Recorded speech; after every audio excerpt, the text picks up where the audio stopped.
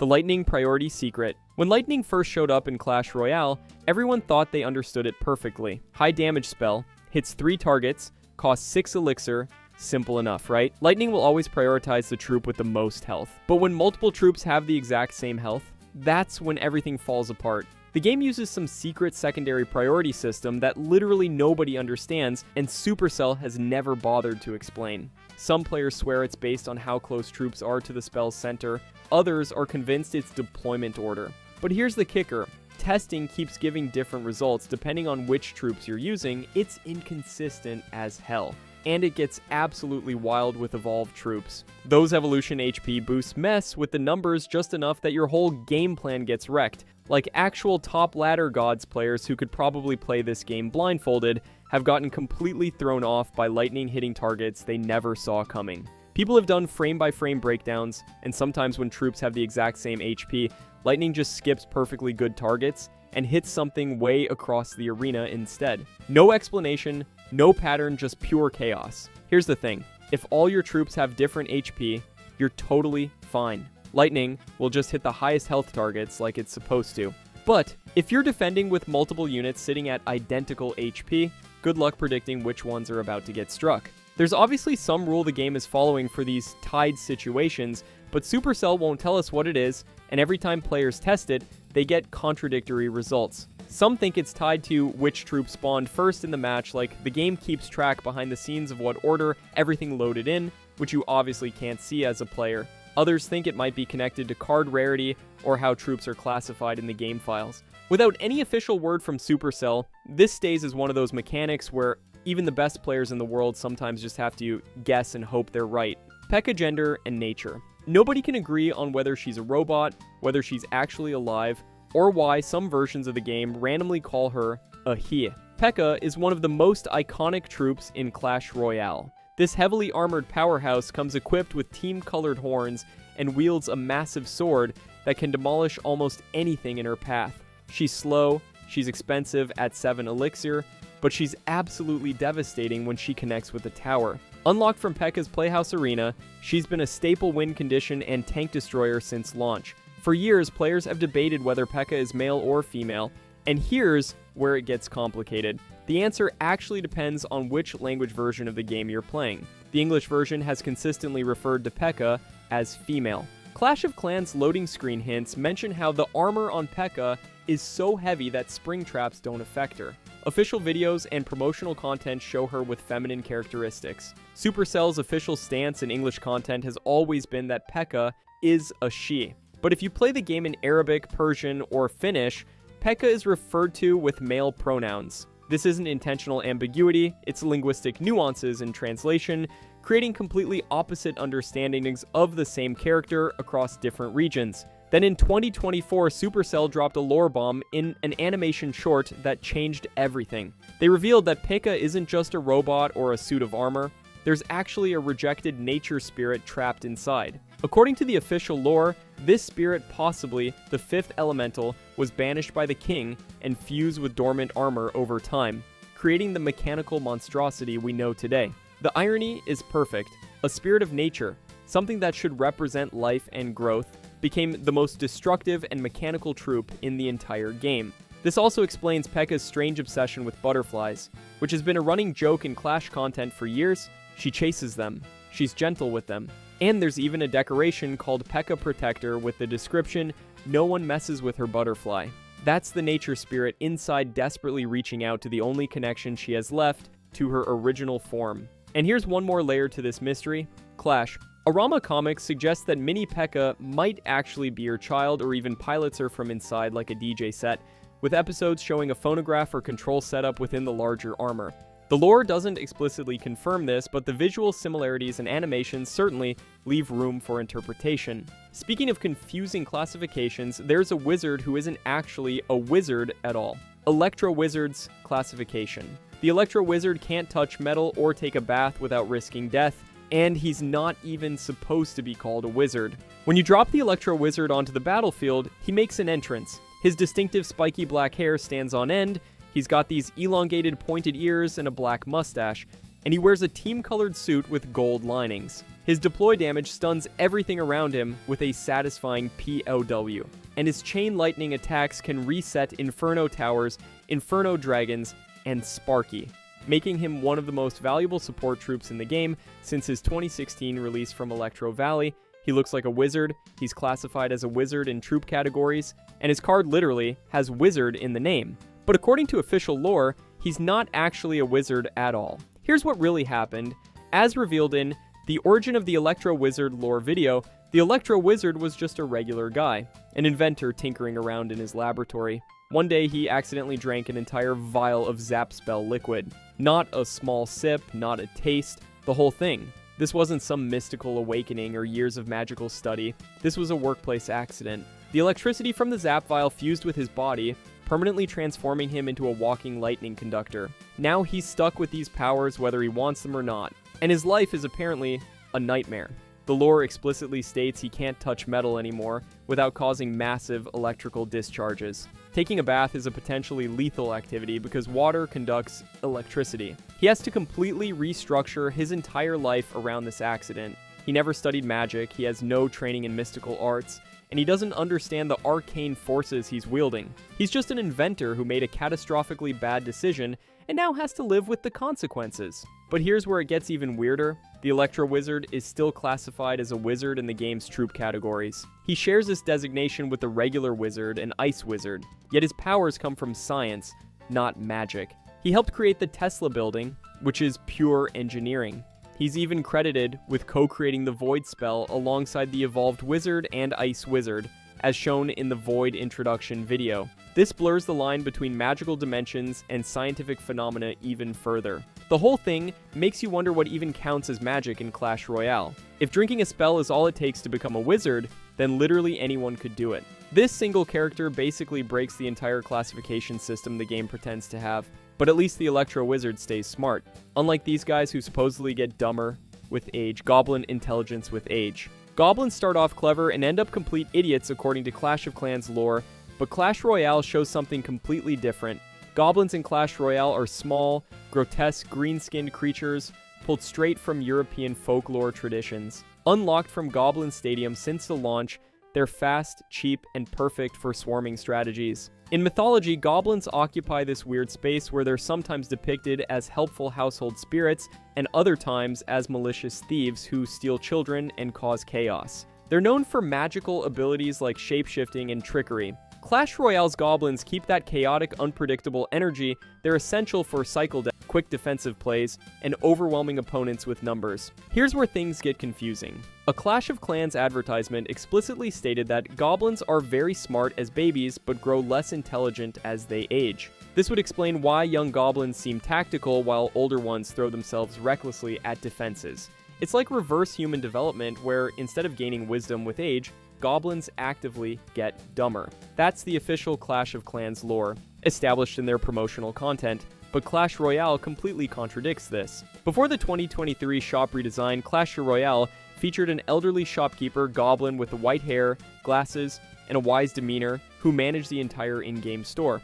This wasn't some foolish old goblin making bad decisions, this was a respected elder running a successful business. Even European folklore can't agree on this. Some tales show young goblins as clever tricksters, while elder goblins are foolish and easily outwitted. Other stories present ancient goblins as wise beings with centuries of accumulated knowledge. Clash Royale seems to follow the wise elder tradition, while Clash of Clans went with the dumber with age version, creating a direct contradiction between the two games. This isn't just some minor lore inconsistency, it completely changes how we're supposed to understand goblin behavior across the entire Supercell universe. Either these aren't even the same species of goblin, or different goblin tribes age in completely opposite ways, or the lore just evolved differently as new games got made. The community has zero answers, and there's never been any official explanation for this contradiction. Maybe the unpredictability is intentional, reinforcing the whole chaotic goblin vibe. Or maybe it's just how the world building developed over time. Honestly, probably both. The Rage spell building. Trick Rage is one of those spells everyone thinks they understand completely.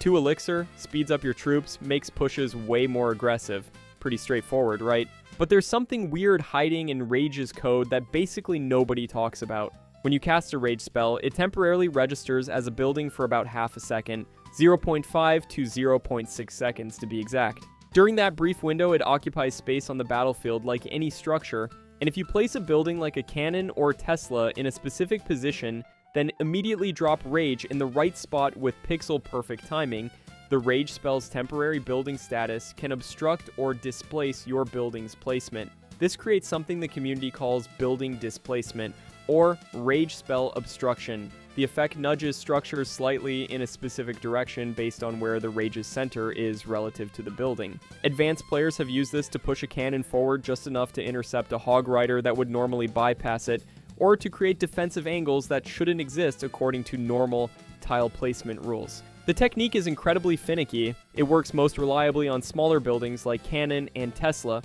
less so on larger structures like Barbarian Hut or Goblin Hut. You need to understand the exact pixel positions and timing windows to pull this off. There's a super precise input registration component where even being slightly off means it won't work, which is exactly why this sits deep in the game's hidden mysteries that most players never even know exist. Here's where it gets even weirder. Supercell has patched this multiple times throughout the game's history, but it keeps crawling back. Reports from October 2025 confirm it resurfaced after the Merge Tactics update, possibly because changes to collision detection or building spawning mechanics reintroduced the underlying bug.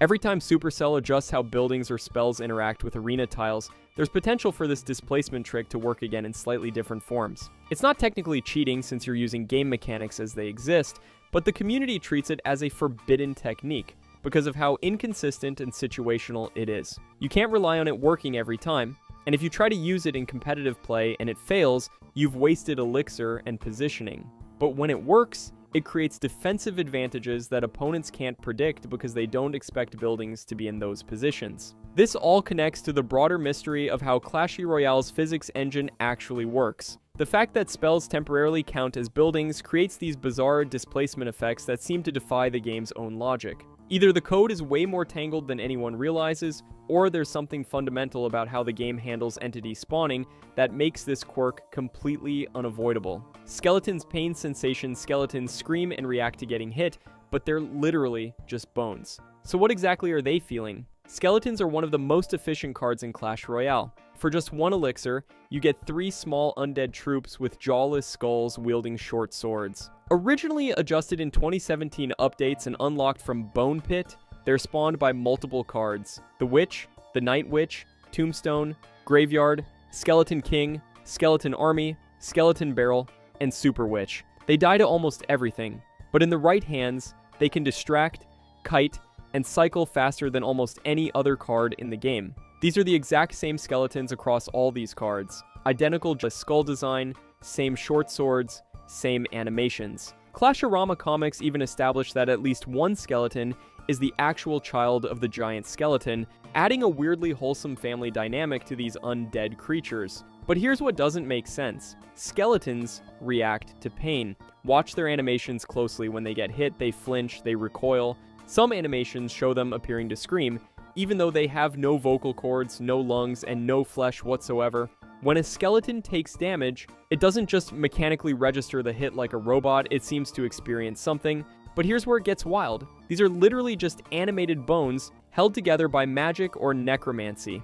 No nerves, no pain receptors, no biological structures that could possibly transmit pain signals to a brain that doesn't exist. The implications are kind of disturbing when you think about it. Either skeletons are fully sentient beings trapped in their bony prisons with the complete capacity to suffer, or they retain some kind of residual emotions and sensations from their past lives when they actually had flesh. The other option is that it's all just magical echoes, like a recording of pain that plays automatically when their form gets damaged, with zero actual consciousness behind it. Nobody knows, and Supercell definitely isn't telling us. The game never explains this, and fan analyses and lore videos debate these animation inconsistencies without any direct developer confirmation. It's way creepier that way. This raises disturbing questions about all the undead troops in Clash Royale. The giant skeleton, the guards, the skeleton army, are they all experiencing pain every time they get hit? The whole thing gets kind of wild when you think about it. Like, are these skeletons actually aware of their undead state? Every time you drop a graveyard spell, you might be summoning conscious beings who realize they're stuck fighting and dying on repeat. The supernatural theme hits different when you consider that every skeleton card you play could involve actual suffering. It's weirdly dark for a game with this art style, but here we are. Battle Ram's third Barbarian. 3 Barbarians go into the evolved Battle Ram, but only 2 come out. Where does the third one go? The Battle Ram is a unique win condition unlocked from Barbarian Bowl since its introduction. 2 muscular barbarians carry a massive wooden ram between them, charging directly toward the nearest building. When it connects with a tower, it deals devastating damage, and the 2 barbarians spawn to continue fighting. It's a 4 elixir investment that can catch opponents off guard and apply serious pressure if left unanswered. The card has been a staple in various meta decks, particularly in bridge spam strategies. Then, in 2023, Supercell introduced evolution cards through the Card Evolution update with Wild Shards, and the Battle Ram got one of the first evolutions. The evolved Battle Ram looks bigger, more reinforced, and received balance changes like August 2023's hit point boost. But here's the weird part that the lore actually addresses. There's a third barbarian hidden inside the ram structure. According to the evolution's backstory, this third barbarian reinforces the ram from within, with players reporting hearing muffled cries during charges. You can see evidence of his presence during gameplay. The ram is bulkier, heavier, more powerful. But when the evolved battle ram gets destroyed or successfully hits a building, only 2 barbarians spawn every single time. The third barbarian just vanishes. He's completely gone. No death animation, no body, no explanation beyond the lore's vague mention that he reinforces the ram. Players have tested this extensively. They've slowed down footage, checked frame by frame, and the result is always the same. 2 barbarians spawn, 1 disappears completely. The lore suggests this is intentional, a sacrifice. The third barbarian isn't meant to survive. He's inside the ram, holding it together, reinforcing its structure with his own body, and when the ram is destroyed, so is he. It's a kamikaze role, and apparently, there are barbarians willing to accept it. This adds a disturbing layer to the barbarian horde's characterization. They're already portrayed as wild, fearless warriors willing to throw themselves into any fight. But the evolved battle ram reveals something even darker. There are barbarians who accept roles where they're guaranteed not to emerge, never getting the glory of direct combat, existing only to strengthen the charge at the cost of their own lives. That mystery is dark, but not as dark as the identity crisis surrounding this heavily armored legend, Mega Knight's identity. The Mega Knight is either a random dude from Night School, the prince's secret brother, or literally the builder. Nobody knows for sure. When the Mega Knight drops onto the battlefield, everyone knows it. His entrance jump deals massive area damage, and his appearance is unforgettable. Piercing blue eyes visible through his helmet, black eyebrows, a helmet with team-colored feather plume, dual maces, gray chainmail, and a belt that makes him look like royalty's ultimate enforcer. Released in 2017 from Electro Valley, he costs 7 elixir, and his ability to jump on troops and buildings makes him a threat that constantly demands respect. He's been meta-defining since release, with a 2024 evolution adding even more power, and spawning countless memes about Mega Knight users and their perceived lack of skill. The official lore from Supercell says, the Mega Knight trained at something called Night School, which raises more questions than it answers. What is Night School in the Clash universe? Is it literally a school that operates at night, or is it some kind of secretive training program? Who runs it? What do they teach there?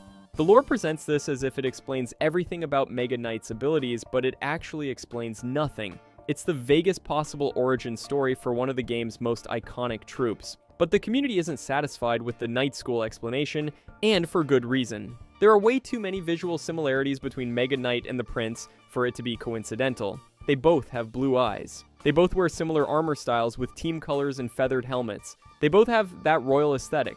Community theory videos like The Secret Identity of the Mega Knight point out these connections, with players convinced Mega Knight is actually the Prince's brother, possibly a younger or older sibling who took a different path. Maybe he was cast out from the royal family and had to train independently at night school. Maybe he's the black sheep who chose mercenary work over royal duties. Then there's the third theory, and this one connects to the broader Supercell universe. Mega Knight might be the builder from Clash of Clans. Look at the builder's facial features and compare them to what we can see of Mega Knight's face through his helmet. The build is similar. The general proportions match. And it would explain why Mega Knight is so good at jumping and heavy combat, because he literally built structures and wielded hammers in another game. This theory suggests that the builder retired from village construction, underwent intense combat training at the mysterious Knight School, and emerged as the Mega Knight we know today. Supercell has never confirmed or denied any of these theories. Developer hints in promotional material fuel speculation, clearly enjoying watching the community argue about Mega Knight's true identity. It keeps players engaged, theorizing, and analyzing every new piece of content for clues.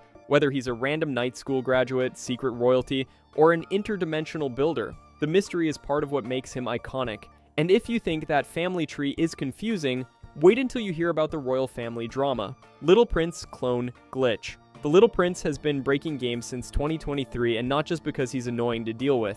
Players discovered that if you cast clone at the exact frame he activates his royal rescue ability, something completely broken happens. Instead of getting weak clone champions like you're supposed to, you get full power Little Prince copies that can actually win fights. And the craziest part, people were claiming you could stack up to 8 of them on the field at once. Real footage from 2023 and 2024 shows this actually breaking matches. Players were getting double Guardian spawning, full health Little Prince clones running around, complete chaos. The timing is super precise, you have to cast clone right when he activates his ability, and it bypasses the normal champion clone weakening mechanic that's supposed to make clone champions useless. Now, the 8 Little Princes thing is definitely exaggerated. If you look at actual gameplay footage, you see maybe 2 to 4 max, not 8. But even that's game-breaking. In friendly battles where you can fast cycle cards, people were stacking multiple full power Little Princes and just overwhelming their opponent. The Clash Royale iceberg even lists unlimited Little Prince as expert level knowledge, which is wild. This whole glitch fits perfectly with his lore as a fraud and a thief. Like, even his gameplay is cheating the system. The kid who stole his way into becoming a champion now is a glitch that lets him multiply himself and break the entire match. It's almost poetic. Supercell has patched most variants of this bug, but honestly, for a character whose entire identity is built on deception and stealing what isn't his, having the most broken exploit in the game feels like exactly what he deserves. Purple King's appearance. For one brief moment in 2017, a third king appeared in official Clash Royale content, then was never mentioned again. Since Clash Royale's global launch in 2016, the entire game has been built around one fundamental concept: 2 kings, 2 colors, 2 sides, red versus blue. The red king commands one side of the arena, the blue king commands the other, and every single match revolves around this duality. It's not just a game mechanic, it's the core identity of Clash Royale. The loading screens show 2 kings, the arena towers are split between red and blue, and even the card backs reference this 2-faction system. There's never been any deviation from this structure in actual gameplay. But in 2017, something impossible appeared. In an official promotional image released by Supercell through their social media channels, there was a purple king. Not a recolor of the existing kings, not a fan creation, but an actual official depiction showing a third monarch with purple regalia standing alongside the red and blue kings. The image appeared briefly, generated massive confusion in the community, and then was never explained or referenced again. Supercell didn't address questions about it, didn't clarify whether it was an error or intentional, and the Purple King vanished from all subsequent official content as if he never existed. The community went absolutely wild with theories, discussed in videos like Clash Royale Purple King and lore inconsistencies. Was this teasing a future 3-team mode? Was the Purple King from an alternate realm or hidden kingdom? Did Supercell accidentally leak content that got cancelled during development? Some players suggested the Purple King represents a third faction that exists outside the arena, possibly controlling forces from behind the scenes. Others thought it might be related to clan wars or a special event mode that never materialized. The most intriguing theory is that the Purple King represents undiscovered territories in the Clash universe. If there can be a third king, why not a 4th, 5th, or more? This would fundamentally change how we understand the game's world building. Instead of just 2 kingdoms in eternal conflict, there could be an entire network of royal realms, with the arena battles we play being just one small piece of a much larger political landscape. Maybe the red and blue kings are brothers locked in conflict while other kingdoms watch and wait. Maybe the Purple King is their father, an older sibling, or a rival who was written out of history. Supercell has never addressed this mystery in over 8 years. The Purple King appeared once in official content and then was completely ignored. It remains one of the most blatant, unexplained contradictions in Clash Royale lore, and the complete lack of acknowledgement makes it even more suspicious. Either it was a massive mistake that Supercell hopes everyone forgets, or it's a hint at something bigger that they're not ready to reveal, possibly tied to future faction expansions or alternate realm theories. And hidden details keep popping up in the strangest places, like this tiny reflection that predicted the future. Firecracker's hidden figure. Supercell hid a clue for their biggest character release in the Firecracker's eyeball, and almost nobody noticed it. The Firecracker was released in 2019 from Spooky Town, and she immediately became one of the most versatile defensive cards in the game. This small female troop resembles an archer in build, but carries a massive rocket launcher instead of a bow. She wears a team-colored headband and tunic, along with a distinctive black hood, gloves, boots, and belt that make her look ready for guerrilla warfare. Her attack shoots a rocket that explodes on impact, dealing area damage and knocking back both the target and herself, creating this chaotic, unpredictable rhythm that makes her perfect for cycle decks and defensive chip damage. When Supercell released the original Firecracker render in 2019, they posted on Twitter with a cryptic message, "Look closely." This immediately sent the community into detective mode, analyzing every pixel of the image for hidden clues, and they found something incredible. In the Firecracker's eye, specifically in the reflection visible in her eye's surface,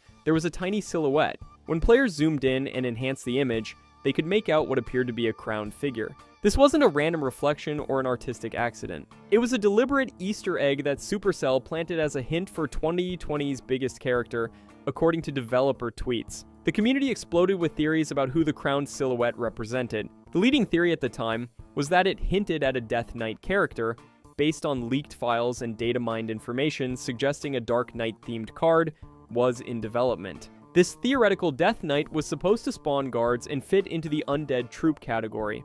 Players analyzed the crown shape, the figure's proportions, and tried to match it against upcoming troops. But months passed through 2020 and no Death Knight appeared. The theory seemed wrong and the mystery deepened. Then, in 2023, a full 4 years after the Firecracker's release, Supercell dropped the Little Prince as a new champion. And suddenly, the reflection made sense. The Little Prince wears a distinctive red crown, matches the proportions of the silhouette, and his royal status perfectly explains why he'd be hidden in a reflection. Was Supercell really teasing a champion that wouldn't be released for 4 years? If so, why such an insane timeline? Was the Little Prince's development delayed that long? Or was this always the plan? Some players still think the silhouette was meant for the Death Knight concept that got cancelled or postponed, and Supercell just retrofitted the hint to apply to the Little Prince after the fact. Others believe this proves Supercell plans content years in advance and plants clues, knowing it'll take the community forever to solve them, or that releases will be so delayed that early hints become prophetic by accident. The 4-year gap between hint and potential payoff is wild either way. Balance changes kept Firecracker relevant throughout this period, with inspiration drawn from Brawl Stars character Penny, but the eye Easter egg remained unsolved until the Little Prince's arrival made it click. The Firecracker eye reflection represents how deep Supercell is willing to hide clues in their content. They're not just putting hints in trailers and patch notes, they're embedding them in character eye reflections, expecting dedicated players to zoom in frame by frame. It rewards obsessive analysis, but it also means we might still be missing secrets hidden in plain sight, waiting for the right content release years later to suddenly make sense. Drop a comment if you've noticed something weird we didn't cover, and hit subscribe for more Clash Royale videos. Humans are the backbone of Clash Royale and probably the easiest group to recognize. They are the ones that look just like us, except they are living in the crazy world of Clash. Think about cards like the Knight, Archers, and Barbarians. They don't shoot fireballs or summon skeletons, they just rely on weapons like swords, bows, and axes. Humans, usually cheap, fill all kinds of roles, from support to tanks to swarms. Lore-wise, humans are the foundation of the Clash universe. They represent the everyday warriors who make up villages and armies before giants or magic come into play. What makes them fun is how relatable they are. You can imagine a knight charging into battle with his sword, or barbarians swinging swords in pure rage. They don't need fancy powers to be threatening. In fact, some of the strongest push decks in the game are built around simple human troops like Three Musketeers. Humans also represent the base of the Clash universe's society. If you strip away all the giants and dragons, you'd still have these warriors fighting in arenas. They are also a reminder that not every troop has to be magical or mechanical to dominate a match. Sometimes, a basic knight can be the difference between losing a tower and holding your ground. Magicians. When we talk about magicians in Clash Royale, we are talking about the cards that channel straight-up magic. Wizards and witches fall under this group. They are the spark of fantasy in the game, and they often decide matches with their spells and abilities. The wizard stands out with his fiery blasts that can clear swarms in seconds. The witch summons skeletons endlessly while dealing splash damage, making her one of the most annoying support units if left unchecked. Magicians often have low health, but they make up for it by dealing area damage or providing utility. Lore-wise magicians are the storytellers of fantasy. In the Clash world, they are the bridge between reality and magic, summoning fire and skeletons from thin air. They are not frontliners like giants, but they turn battles around with their abilities. The fun part about magicians is that they can completely shift the pace of a game. One well-placed wizard behind a tank can fry a whole army. Players have a love-hate relationship with them because while they look cool, casting spells, they can be incredibly frustrating to face when you don't have the right counter. Superhumans. In Clash Royale, there is a special category of troops that feel like they go beyond the limits of normal warriors. These are the human champions and legendary fighters that players often call superhumans. They may look like ordinary people at first glance, but their abilities set them apart from the rest of the human race in the arena. Cards like the Archer Queen with her deadly precision are perfect examples. The game officially calls them champions, which is also their rarity tier, but not every champion is human. Skeleton King belongs to the undead, and Goblinstein represents goblins. So in this race, we are only talking about the human champions that tower above knights, barbarians, and archers. The Archer Queen is one of the most iconic examples of a superhuman. Her cloak ability lets her turn invisible for a few seconds and unleash rapid fire damage that can delete entire pushes if timed right. The Golden Knight is another famous for his chain dash that cuts through whole swarms and sometimes feels unstoppable when it locks onto the right targets. Then there is the Monk, whose deflect ability not only makes him tanky, but also turns enemy projectiles back against them. A power that no ordinary soldier could dream of. Even the Valkyrie, who is not a champion rarity card, feels like a superhuman with the way her whirlwind attack clears everything around her in one sweep. What ties these cards together is the sense of being more than human. They are central win conditions that entire decks are built around, and when one of them is overturned, the meta often revolves around it until balance changes come in. Lore-wise, these fighters feel like legendary heroes who stand above the crowd. They are still human, but written almost like myths, with powers that bend the rules of battle. Players either love them for their flashy abilities or hate them for the frustration they bring when they dominate the latter. Superhumans prove that sometimes raw courage and steel are not enough in Clash Royale, and the arena needs heroes who bend the rules of battle with powers that no regular warrior could ever wield. Giants are exactly what their name suggests, huge tanky units that soak up damage and smash buildings. The regular giant is the classic example with his massive health pool and simple role of walking straight to enemy towers and punching them. Then you have variations like the Royal Giant who stays at range shooting his cannon. Lore-wise, giants are the unstoppable brutes of the Clash universe. They are rarely clever, but always powerful, known for their single-minded obsession with smashing buildings. Giants are the core of beatdown decks. You drop them at the back, build up a push, and watch as they slowly march toward the opponent's side.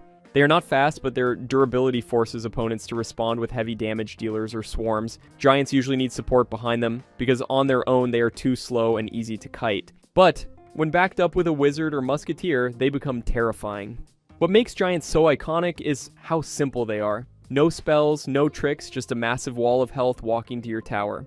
Players either love them for their straightforward style or hate them because once a giant gets to your tower, it can be game over quickly. They are the true tanks of Clash Royale's world.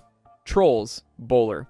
The Bowler is pretty much the lone troll in Clash Royale. His design makes it clear he isn't a goblin or a giant, he is something different. Trolls in fantasy are often bulky and throw things, and that is exactly what the Bowler does. He lugs around a massive rock and rolls it in a straight line, knocking back everything in its path. That knockback effect is what makes him so unique, because he can stop swarms and pushes by himself if placed correctly. The bowler costs 5 elixir, so he isn't cheap, but his ability to control ground pushes makes him worth it in certain decks. He pairs really well with Tornado because you can clump troops together and let him bowl them all down at once. Some players see him as underrated, while others hate how slow and expensive he feels. He doesn't fit into every deck, but in the right setup, he can completely shut down win conditions like Battle Ram.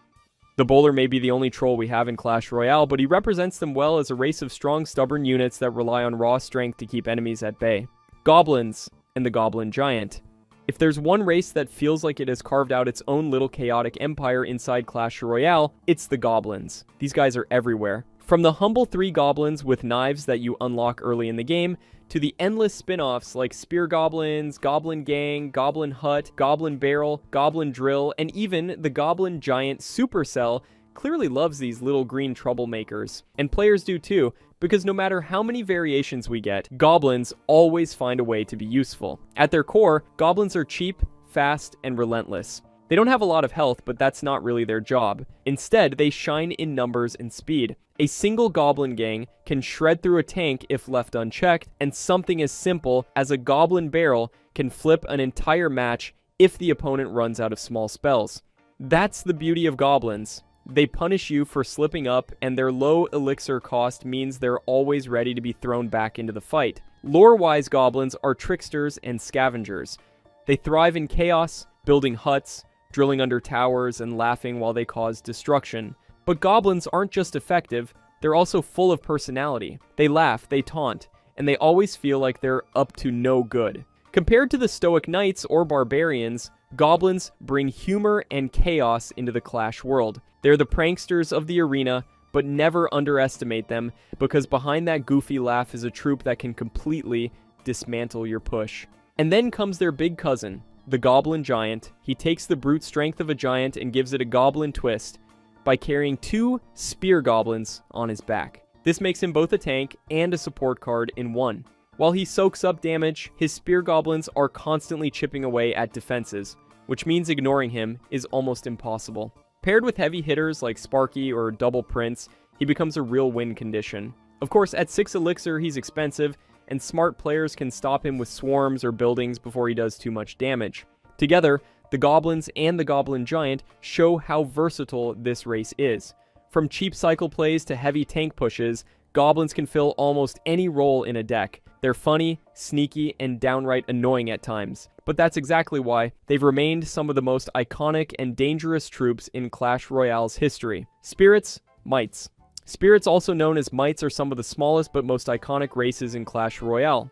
Each one represents an element, and they are all about quick bursts of magic.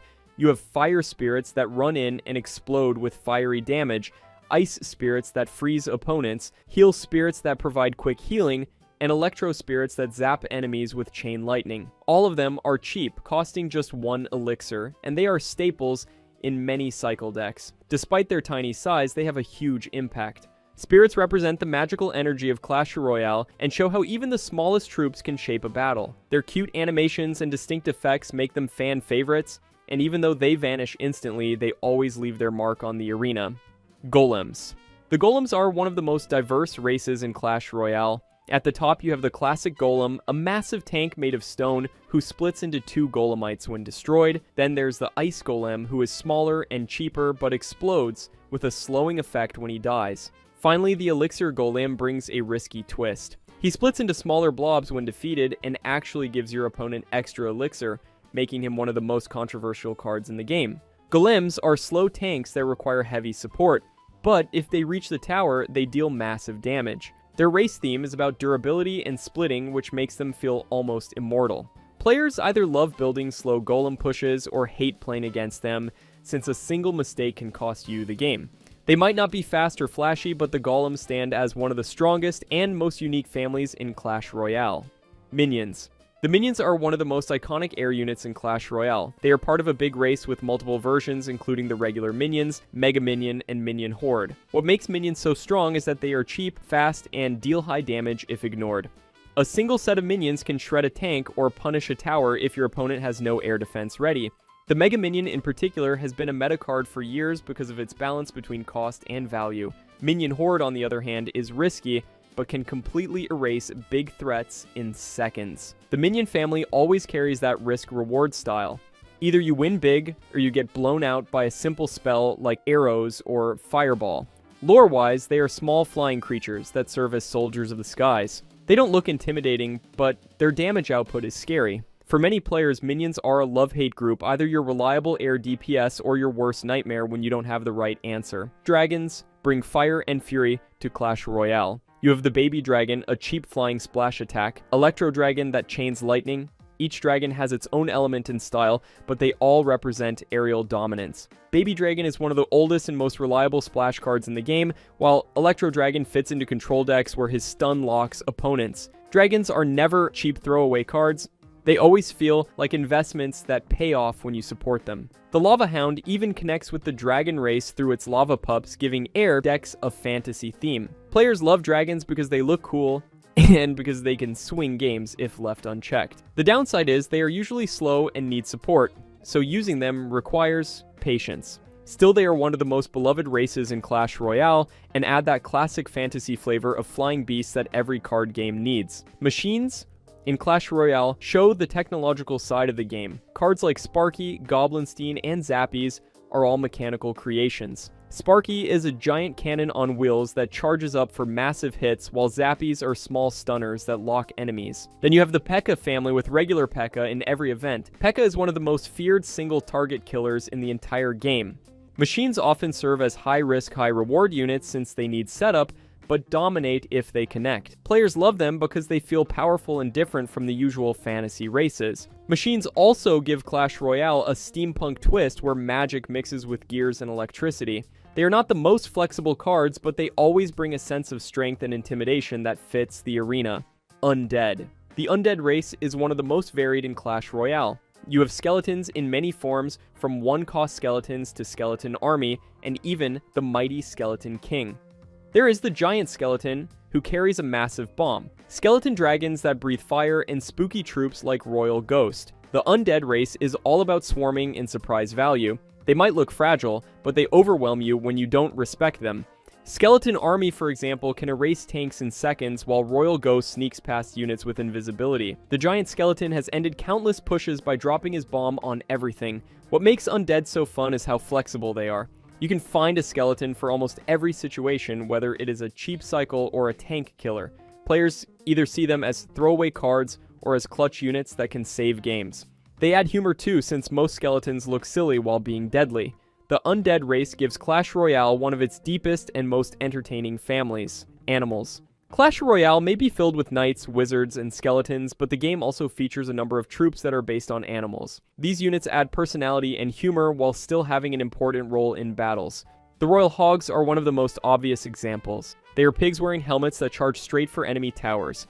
They work as a swarm win condition and are loved for their ability to pressure both lanes. Then you have the bats, which are tiny flying creatures that cost very little elixir, but can deal huge damage if ignored. They are fragile, but in the right hands, they can shred support troops or force out a spell. Another animal-inspired card is the Phoenix. This fiery bird is unique because when it is defeated, it can respawn from an egg if the egg is not destroyed. This gives it a second chance at life and makes it one of the most annoying cards to deal with when it is strong. The Lava Hound also fits into this race as a giant dog-like beast made of molten rock. It targets buildings, and when defeated, it bursts into lava pups that continue to pressure. These animal troops bring variety and a bit of fun to the arena. They remind players that Clash Royale is not only about heavy tanks or magic users, but also about creative units that look wild while still being powerful tools in the right deck. The miner is not mining. So you're new to Clash Royale and you deploy the miner for the first time, watching him burrow underground to pop up anywhere on the arena. Your brain starts thinking, wait, this guy must be mining insanely fast across the entire arena in seconds, right? Like, he's literally digging through solid ground at superhuman speed. But wait until you hear what physics reveals about how this card actually works. This myth comes straight from basic observations when players first unlock the card. You deploy Miner and he tunnels underground, traveling faster than he walks on the surface. It even looks faster than the goblin drill burrowing down. The animation makes it seem like he's frantically mining through dirt and stone to reach his target. People assumed his pickaxe was just that powerful, digging tunnels at speeds that defy logic. The underground travel time made it seem connected to actual mining mechanics, especially when comparing movement speeds to other troops. But here's the reality check. The miner travels underground faster than his walking speed and even faster than drilling mechanisms. There's zero logical way he's physically mining through solid arena ground at those speeds. If he was actually digging, he'd move slower than walking, not faster. He's not teleporting, and it's not a glitch. A popular theory in the game's communities is that he's actually riding a minecart through a hidden tunnel. In other words, he's not a digger, he's a passenger on a secret underground railway. And speaking of movement confusion, this next myth tricks way more players. Sparky has feelings. You're waiting for a match to load, and a random loading screen tip pops up with this fact. Calling Sparky a trash can on wheels actually hurts her feelings. Wait, her feelings? You're looking at what's clearly just a machine with wheels and a giant cannon. This emotional robot thing gets even weirder when you start thinking about what's actually happening here.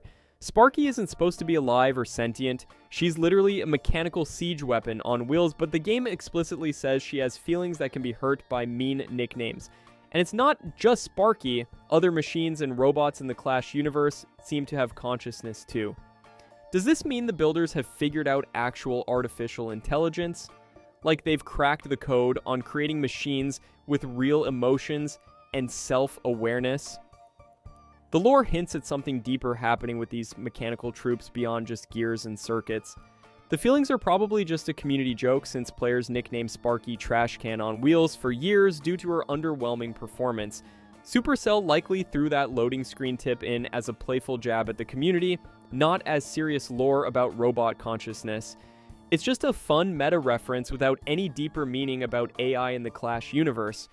The emotional confusion can make you overthink the lore for a bit, but it's probably just the devs having fun with player memes. And speaking of machine consciousness and secret mechanics, this next myth has players convinced the bomber defies the laws of the game. Bomber hits. Air troops myth. The bomber throws these bombs in a perfect arc through the air. And your brain goes, wait, if the bomb is flying through the air, can it hit flying units too? Makes sense visually, right? The trajectory looks like it should be able to nail some minions or a baby dragon. But this targeting mistake gets players in way more trouble than you'd think. Here's what actually happens. Bombers are strictly ground targeting troops that deal splash damage only to land units like barbarians or goblins. They completely ignore aerial threats like minions or baby dragons, no matter how perfect that arcing animation looks. This myth is so common, it gets shared as a classic noob trap in forums and tutorials. It affects how people build decks and plan counter strategies, especially when they think they have air defense but really don't. Even in 2025, evolved bombers got buffs to their splash radius but kept this exact same limitation. This affects mid-tier players, but honestly, just becomes funny community stories rather than major drama. So yeah, that beautiful arcing bomb animation is just for show. Bomber exclusively hits ground units with splash damage and will never, ever touch anything flying, regardless of how the bomb looks when it flies through the air. And speaking of confusion, this next one had the entire community convinced they knew what was coming. The minion evolution. And you're scrolling through X, and Clash Royale drops this absolutely fire poster showing a blue character with the king literally glowing in their eye. The caption screams blow them away and only in the arena September. Your brain goes into overdrive thinking, wait, that's totally blue with a round face. This has to be minion evolution finally happening, right? The entire community loses their minds with the theories about Evo minions or Evo minion horde dropping. And speaking of evolution confusion, this next one messes up entire content creator predictions. This sent the entire community into an absolute frenzy of hype and speculation. Thousands of comments flooded in like 100% confirmed Evo minions based purely on the blue tint and round face structure that resembles minion anatomy. Players started going crazy theorizing about what insane abilities a minion evolution might get. Content creators literally sprinted to pump out speculation videos breaking down every single pixel of the poster for minion evolution hints. Everyone desperately wanted minions to get the evolution treatment next, making the blue character seem like the perfect teaser. The actual reveal cleared up the confusion because it was never about minions at all. The blue coloring was straight up a Demon Slayer movie poster reference, nothing to do with minion card art. The phrase "blow them away" and September timing were actually pointing to Evo Baby Dragon the whole time.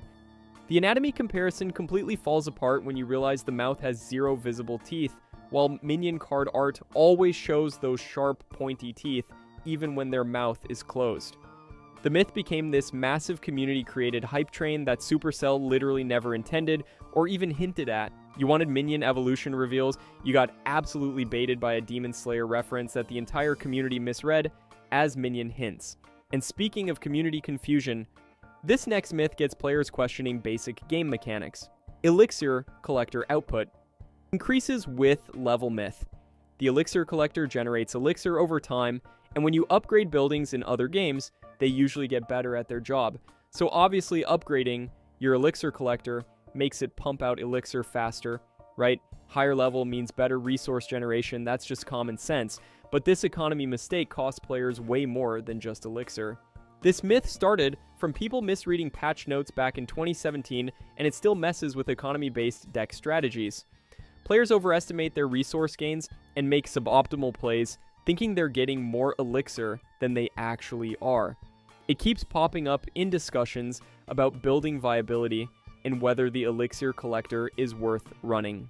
People waste upgrade resources expecting economic benefits that don't exist. Here's the truth that'll save you resources. Upgrading only increases the collector's hit points, so it survives enemy attacks longer. The elixir generation rate stays exactly the same at 8 elixir over time, no matter what level it is. Even with new tower troops like the Royal Chef sparking fresh economy debates, the elixir collector production never changes with level. And this reward conspiracy goes deeper than most players realize. Chess type based on match closeness myth. You barely win a match by like 50 hit points and think, man, that was close. I probably deserve a better chess for that clutch victory. Or you completely demolish someone and worry that the easy win might give you worse rewards. The game should reward skill in close matches with better chess, right? And this reward conspiracy goes deeper than most players realize. This myth makes people play riskier strategies hoping for better rewards. They'll go for those nail-biting finishes instead of secure wins, thinking victory margins matter for chess quality. It fuels all these debates about reward fairness and whether luck matters more than skill. People analyze their match history trying to find patterns between close games and good chess, but chess follow a completely predetermined cycle that ignores performance details entirely. Victory margin, damage dealt, time taken, none of it affects your rewards. The system just wants you playing consistently instead of chasing risky strategies. By 2025, the game even gives you chess when you lose, which completely kills the idea that tougher matches give better loot. Your chess quality is decided before you even click battle, so grinding out close victories or struggling through hard matches literally changes nothing about your rewards. In a perfect world, your rewards would match the effort you put into each battle, but that's unfortunately not how the system is designed. Infinite elixir cheats exist myth. You're scrolling through videos and see these clickbait titles about unlimited elixir hacks and third-party tools that break the game. Comments are full of people claiming they've seen opponents with infinite resources. There's got to be some glitch or cheat that bypasses the elixir system, right? But the truth about these cheats will shock you. These claims erode trust in fair matchmaking and make people suspicious of every opponent who plays fast. Players report others thinking they're cheating when they're just good at elixir management. It prompts all this anti-cheat vigilance in the community. Even in 2025, rumors keep popping up tied to new game modes and features. Here's what actually stops all of this. The elixir system is completely server-side regulated with a 10 elixir cap that cannot be bypassed.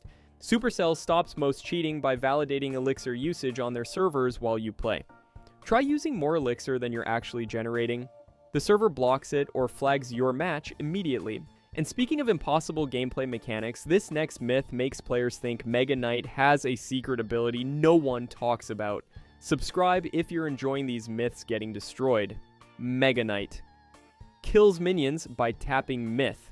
Your Mega Knight keeps getting wrecked by minions, and you're frustrated as hell. Then you hear about this secret technique where you tap the Mega Knight 3 times while chanting, and it supposedly unlocks air targeting. Sounds ridiculous, but desperate times call for desperate measures. This ritual gets even more ridiculous when you see what players actually do. Players actually perform this superstition during matches, tapping their screen 3 times, hoping to unlock some hidden air damage ability. It's born from pure frustration with the Mega Knight's lack of air counters. Of course it doesn't do anything at all, but you can't deny it's hilarious seeing players genuinely attempt these rituals. The Mega Knight has ground-only splash attacks that never hit air units, period. No amount of tapping, chanting, or ritual dancing changes this fundamental mechanic. It's purely a meme that became popular community content, but it has basically no strategic impact on actual gameplay. But this next myth actually has some truth to it. Troops are forced to battle myth. You're watching Clash Royale animations and notice the king recruiting troops in ways that seem a bit pushy. Some animations show arena staff like cleaners suddenly getting pulled into battles, and your brain starts thinking, wait, does the king just draft whoever's around to fight in these arena matches? Like he's running some kind of surprise tournament system where nobody has a choice. The community jokes about whether troops actually volunteered or just got volunteered to participate. And speaking of recruitment confusion, this next myth makes players question how the arena system actually works. This affects how fans interpret the game's tournament structure and creates funny theories about troop participation. Players point to animations showing the king recruiting what looks like people from Clash of Clans villages or arena workers in ways that seem spontaneous or overly enthusiastic. The way recruitment happens makes it seem like troops don't get much say in whether they want to fight.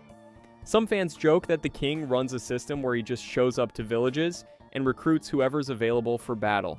Content creators make memes about how the king maintains his tournament roster through aggressive recruitment tactics, pulling people from their daily lives in the Clash universe into surprise arena competitions. The actual answer shows arena battles are voluntary competitive tournaments with rewards, not forced conscription. While the animations show arena staff like cleaners getting recruited, the community often interprets these scenes as the king recruiting from Clash of Clans villages, which makes it seem more invasive than it actually is. The recruitment animations are meant to be exciting and invitational rather than coercive. The king is enthusiastic about building his roster, not forcing unwilling participants. The comedic storytelling shows anyone can become a champion, not proof of mandatory service across the Clash universe. It's just stylized animations about voluntary tournament participation that the community misread as something way more serious than intended. Royal recruits became the Dark Prince. You pull up the Dark Prince card and immediately notice he looks suspiciously familiar. Same build as a royal recruit, just with black armor and a spiky shield instead. Then you remember hearing the royal recruits ramble about wanting ponies and metal buckets, and it hits you that maybe the Dark Prince was once just a regular recruit who leveled up through the royal ranks. Like he earned his dark transformation through combat and rose through the hierarchy to become a prince. The community has been obsessed with this theory for years, spinning entire narratives around how a regular soldier became royalty. This affects how fans interpret the game's lore and creates elaborate theories about the royal family structure. Players obsess over the connection between royal recruits and the Dark Prince, analyzing card details like his 4 elixir cost and epic rarity as hints about his journey through the royal ranks. The fan theories are honestly pretty creative and weirdly compelling. Stories about him being overshadowed and eventually finding power in darkness because he couldn't compete for the light. Detailed progressions showing his rise from recruit through intense battles and challenges. Emotional narratives about a soldier fighting in obscurity until he finally had his own moment. These ideas spread across platforms and got so much traction that fans started treating them like they're actually part of the game's lore. The actual answer is way simpler because Supercell has never officially detailed a direct progression from Royal Recruit to Dark Prince.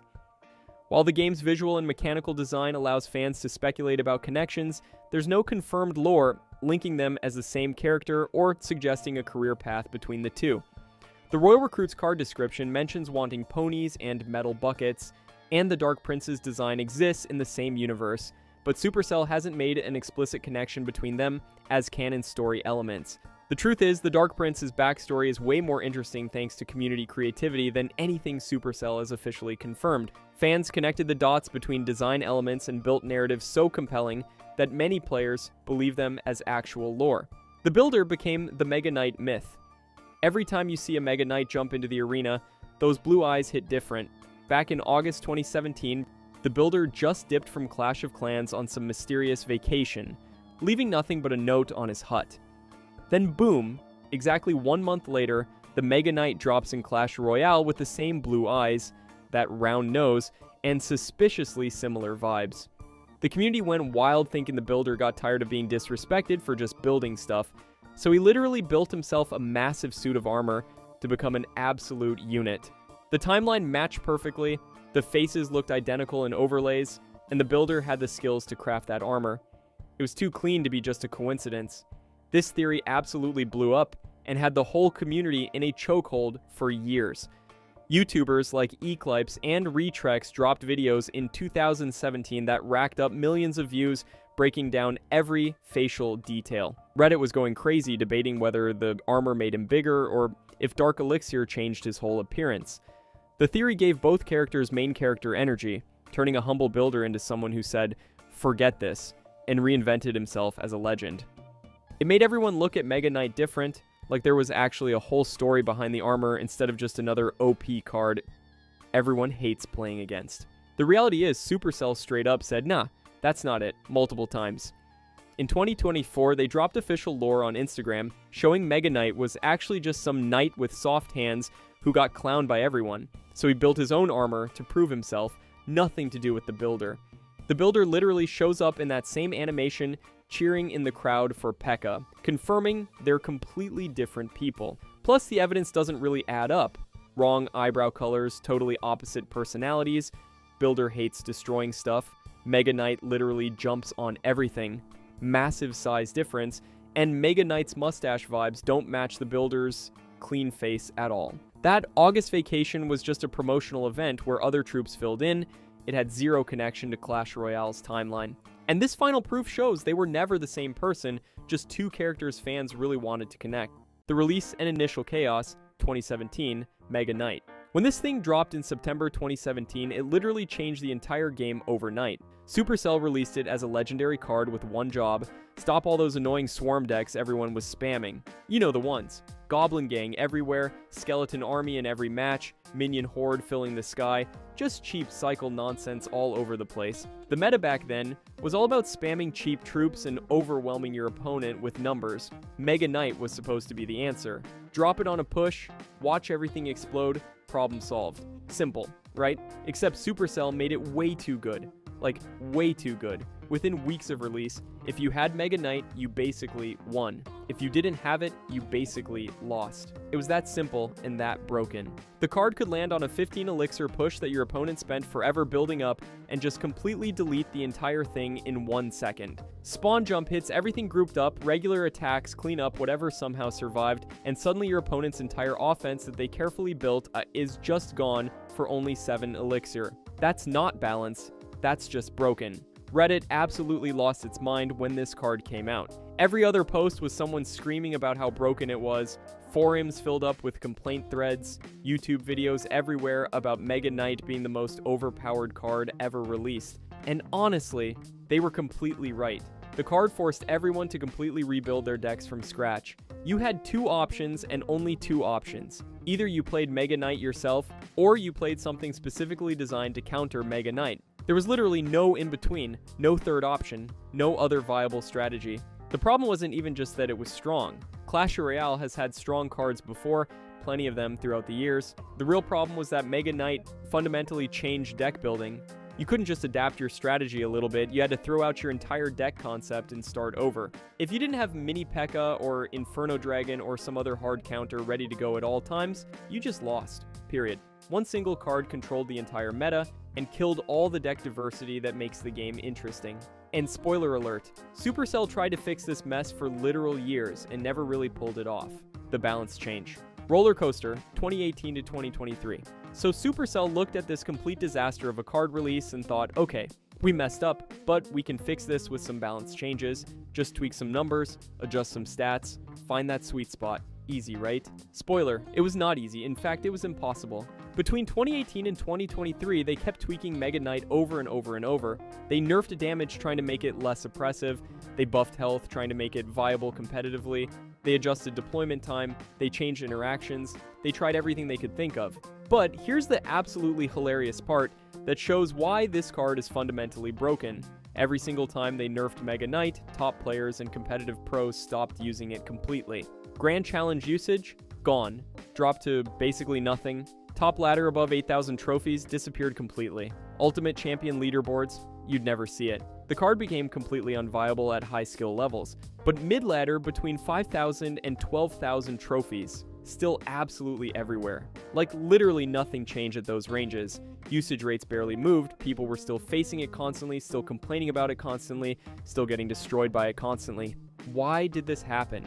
Two main reasons that perfectly show the design problem. First reason, overleveling still made Mega Knight work really well at mid-ladder even with nerfed stats. A level 14 Mega Knight against level 11 or level 12 counters is still going to completely destroy you even if the base stats got nerfed. The level advantage is just too big. And mid-ladder is where overleveling happens the most because players are still upgrading their cards, still figuring out what to focus on, still dealing with uneven progression. Second reason, most players at mid-ladder ranges don't even know the proper counters exist. They don't know about kiting mechanics, they don't know about King Tower activation with Ice Spirit, they don't know optimal building placements, they're still learning the game, so when the stats got nerfed, it didn't matter to them because they weren't exploiting the card's weaknesses anyway. The nerfs only affected players who already knew how to beat it, which made it worse at high level while keeping it oppressive at low level. Then the opposite happened whenever Supercell buffed Mega Knight. Every time they increased stats trying to bring it back into competitive viability, mid-ladder got even worse. More people started using it because it got stronger. More frustration, more Reddit posts, more complaints everywhere. Players who were already tilted facing it in 40% of their matches were now facing it in 50% or 60% of their matches. The experience became even more miserable. But guess what? The buffs still weren't good enough for competitive play. Pros still ignored it completely. The card still didn't show up in top decks or tournaments because the fundamental design problem remained unchanged. You can buff the stats all you want, but if the card only works when your opponent plays badly, it's never going to be competitive where opponents don't play badly. Turns out you can't fix a card that only functions when your opponent doesn't know what they're doing. That's not a balance problem you can solve with number adjustments. That's a fundamental design problem baked into the card's entire identity. And Supercell basically admitted they had no idea how to fix this when they did something absolutely wild in 2024. The Evolution Experiment 2024. Okay, so Supercell looked at literally years and years of community complaints, looked at all the balance change failures, looked at the impossible situation they created, and decided the solution was make it stronger. I'm not joking. I'm not exaggerating. Evolution Mega Knight came out in 2024 with way more health than base Mega Knight, way more damage on every hit, and faster attack speed. The community immediately went, "Are you actually serious right now? What are you doing?" Because think about it. If base Mega Knight was already ruining the mid-ladder experience for millions of players, if it was already showing up in half of all matches at certain trophy ranges, if it was already driving people crazy with frustration, then giving it massive stat boosts and calling it an evolution was going to make the problem 10 times worse. Everyone saw this coming from a mile away, and guess what? They were absolutely right. Evolution Mega Knight usage spiked hard the moment it released. Win rates jumped across multiple trophy ranges. The card was suddenly even more dominant than base Mega Knight ever was.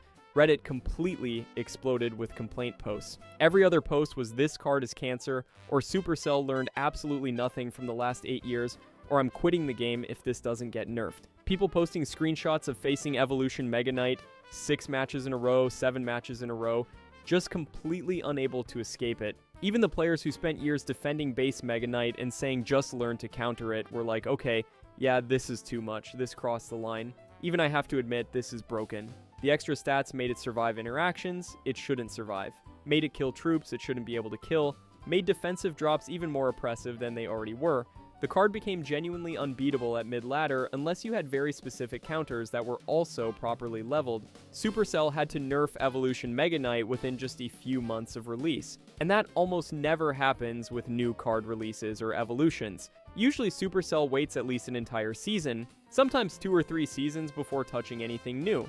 They like to see how the meta develops, gather data, let things settle. But Evolution Mega Knight was so absurdly broken, and the community backlash was so nuclear that they had no choice but to act fast. The game was legitimately becoming unplayable at certain trophy ranges. This whole Evolution Mega Knight disaster proved beyond any doubt that Supercell never understood the actual core problem with the card. They looked at Mega Knight struggling at competitive levels and thought, oh, the card just needs more power, more stats, more damage, and health. when the real answer was the card needs completely different mechanics entirely.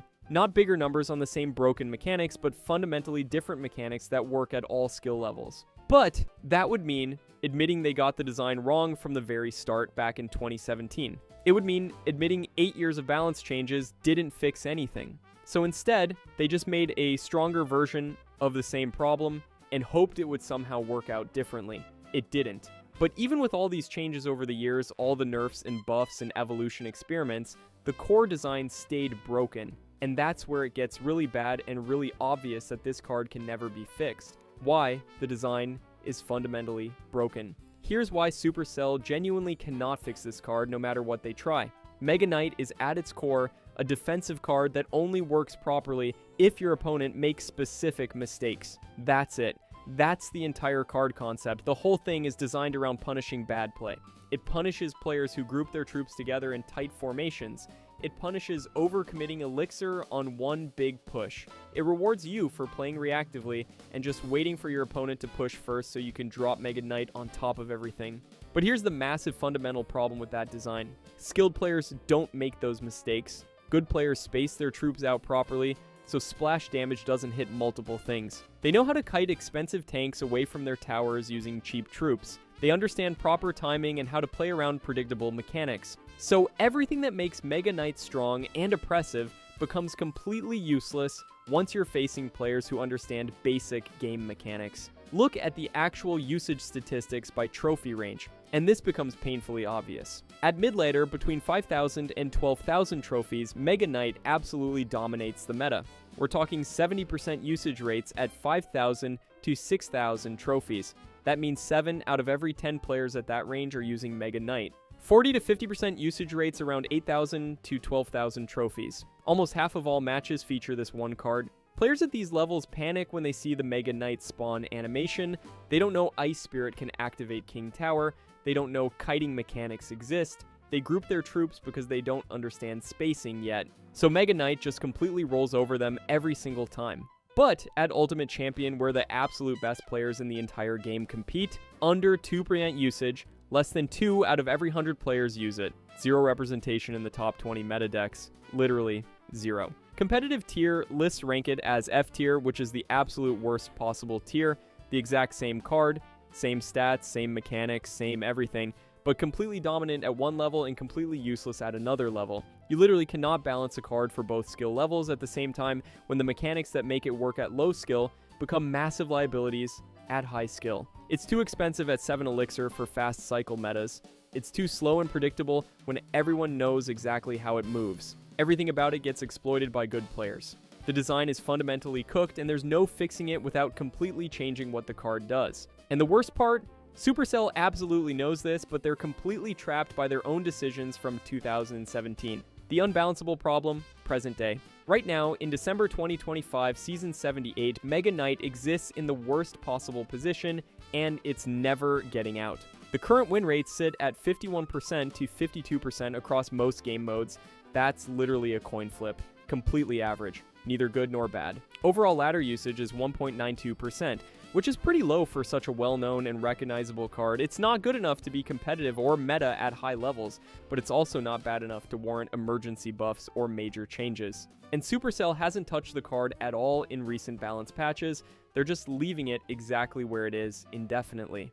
Why would they do that? Because literally any change whatsoever in any direction makes half the player base absolutely furious. They're trapped in an impossible situation.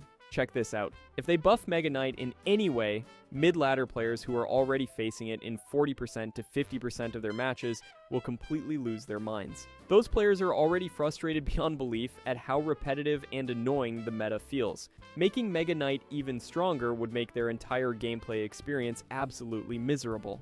They would quit the game or at minimum stop spending any money on it. The Reddit backlash would be nuclear. The negative reviews would flood in, but if Supercell nerfs Mega Knight instead, the small percentage of competitive players who still manage to use it in very specific niche decks would get their entire archetype completely deleted from the game. Those players already know the card is weak at high level. They've built specialized decks around making Mega Knight work despite all its problems. A nerf would take it from barely viable in specific situations to literally unplayable everywhere. Those competitive players would be furious about destroying their deck investments. And then there's the third option, completely rework the card. Change what its mechanics actually do, rather than just adjusting damage and health numbers. But that option requires Supercell to publicly admit years and years of design failure. It means standing up and saying we got this card wrong from the very beginning in 2017, and 8 years of balance changes didn't fix the problem. That's a huge embarrassing admission for a company. Plus, it would make players angry who spent tons of gold, wildcards, and even real money leveling up Mega Knight to max level. Those players would feel cheated if the card they invested in got fundamentally changed into something different.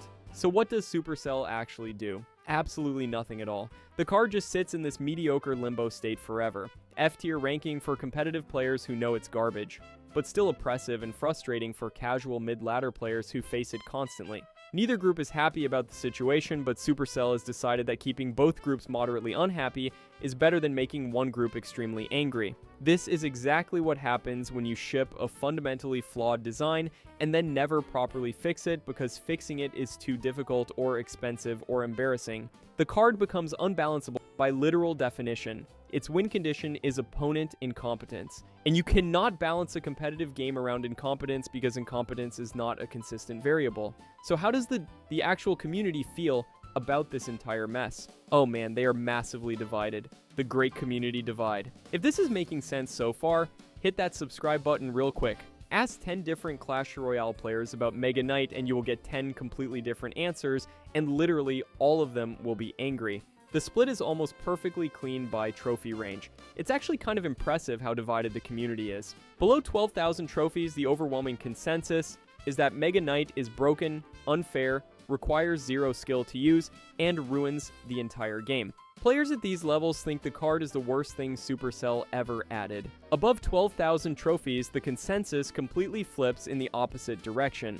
Players at high levels think complaining about Mega Knight is proof you're bad at the game and need to learn basic mechanics. Both sides are 100% convinced they're objectively correct. Both sides think the other side is completely delusional and wrong. Mid-ladder Reddit posts like "Mega Knight is unbearable" get 253 upvotes with hundreds and hundreds of comments all agreeing with the frustration. Players in those threads call it cancer repeatedly. They say it creates zero variety in the meta because they see it so incredibly often. They describe it as one size fits all because it works on defense regardless of what deck you're playing or what you're pushing with. They claim it lets mediocre players who don't understand the game carry to victory without needing any actual skill or game knowledge. One specific player named Polly from Arena 13 made a genuine post asking for help dealing with Mega Knight. She explained that the card felt incredibly annoying and low skill to play against. She didn't have Mini P.E.K.K.A. or other hard counters properly leveled up yet because she was still working on upgrading her main deck. Every single match against Mega Knight felt completely impossible. She wasn't being toxic or salty, she genuinely wanted advice on how to deal with it. And here's the thing, she's not wrong to feel that way. When you're facing the same card in 40% to 50% of your matches and you don't have the specific knowledge or card levels needed to counter it properly, that experience genuinely sucks. The frustration is completely real and valid. These aren't salty kids being toxic after losing a few matches.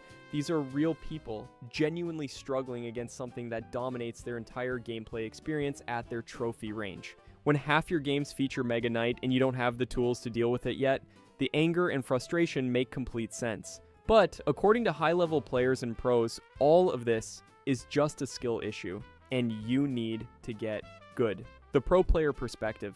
The pros and high-level players have absolutely zero sympathy for anyone struggling with Mega Knight, and they are not subtle or polite about expressing that opinion. High-level players see Mega Knight as literally one of the easiest cards in the entire game to counter. To them, it's not a threat, it's a free win. They treat it like a basic skill check card. If you can't beat Mega Knight, you simply haven't learned fundamental game mechanics yet. That's their perspective.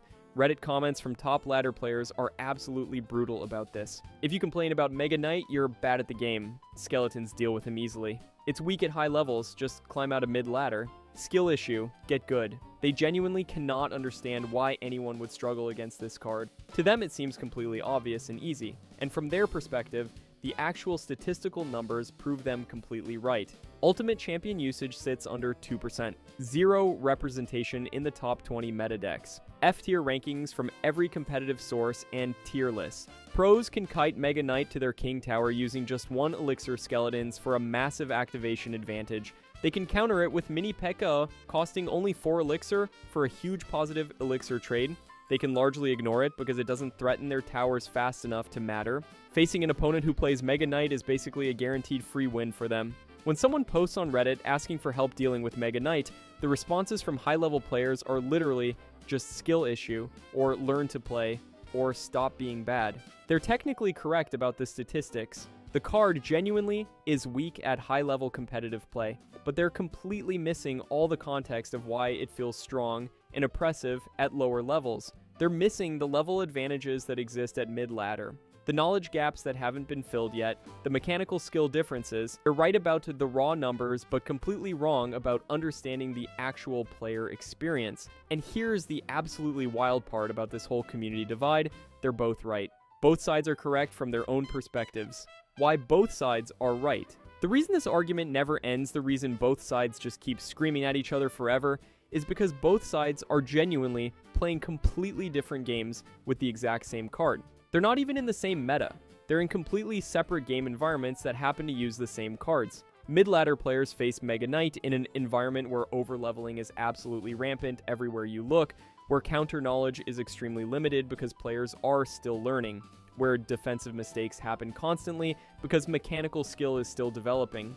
In this specific environment and context, a level 14 Mega Knight against level 11 or level 12 counters is genuinely oppressive and unfair.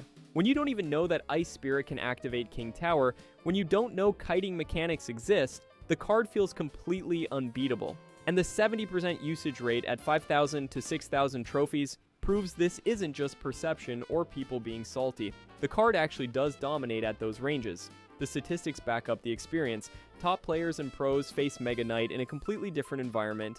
Card levels are perfectly equal in challenges and at top ladder. Every single player knows all the optimal counters by heart. Nobody makes basic spacing mistakes anymore because mechanical skill is extremely high. In this completely different context and environment, the exact same card becomes a massive liability instead of a strength. 7 Elixir cost in a cycle meta where top decks average 3.1 to 3.9 Elixir is way too expensive. It's slow, predictable, easy to counter for massive positive Elixir trades. The under 2% usage rate at Ultimate Champion proves it's not viable there. Both realities are statistically true and factually accurate because they exist in fundamentally different competitive environments with different skill levels and different game knowledge. This is not a case of one group being right and one group being wrong. This is a case of Clash Royale's matchmaking and progression system creating completely separate metas where the exact same card performs totally differently. Mega Knight is simultaneously broken and trash. It's both overpowered and underpowered.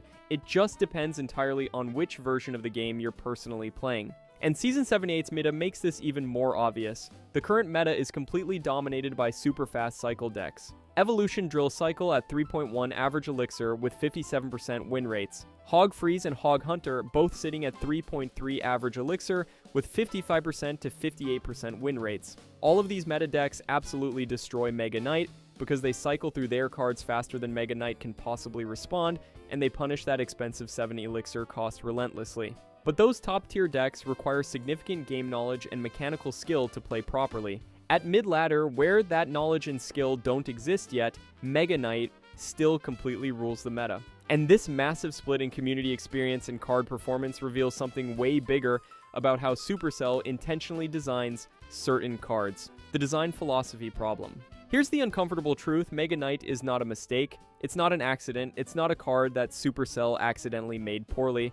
It's a completely intentional and deliberate design choice that Supercell keeps repeating over and over with multiple different cards. Cards like Mega Knight, Electro Giant, and Elite Barbarians all share the exact same underlying design philosophy. High visual impact and effectiveness for low mechanical skill, easily countered by game knowledge and experience. These types of cards exist specifically to let newer players and casual players get wins and feel successful without needing to understand advanced game mechanics yet. It keeps casual engagement levels high. Players feel like they're winning and progressing even when they don't fully understand the game's deeper systems yet.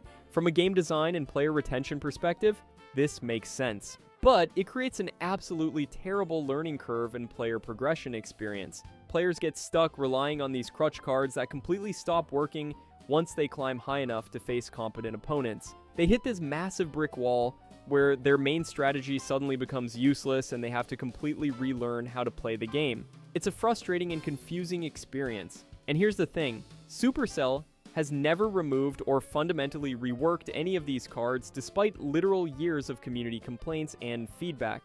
Instead, they just release evolution versions with higher stats, create seasonal variants, make minor stat adjustments in balance patches. All of these approaches maintain the exact same problematic core design. They never actually fix the fundamental issue. The business reason for this is pretty obvious when you think about it. Casual players make up the vast majority of the total player base. They're also the primary source of monetization revenue through card upgrades, pass Royale purchases, and gem spending. Designing cards that work specifically well at mid-ladder, trophy ranges keeps those players engaged, active, and spending money. The frustrated players on the receiving end of these cards also spend resources and money to level up counters. It's actually profitable from both directions. Mid-ladder focused cards drive engagement, which drives spending.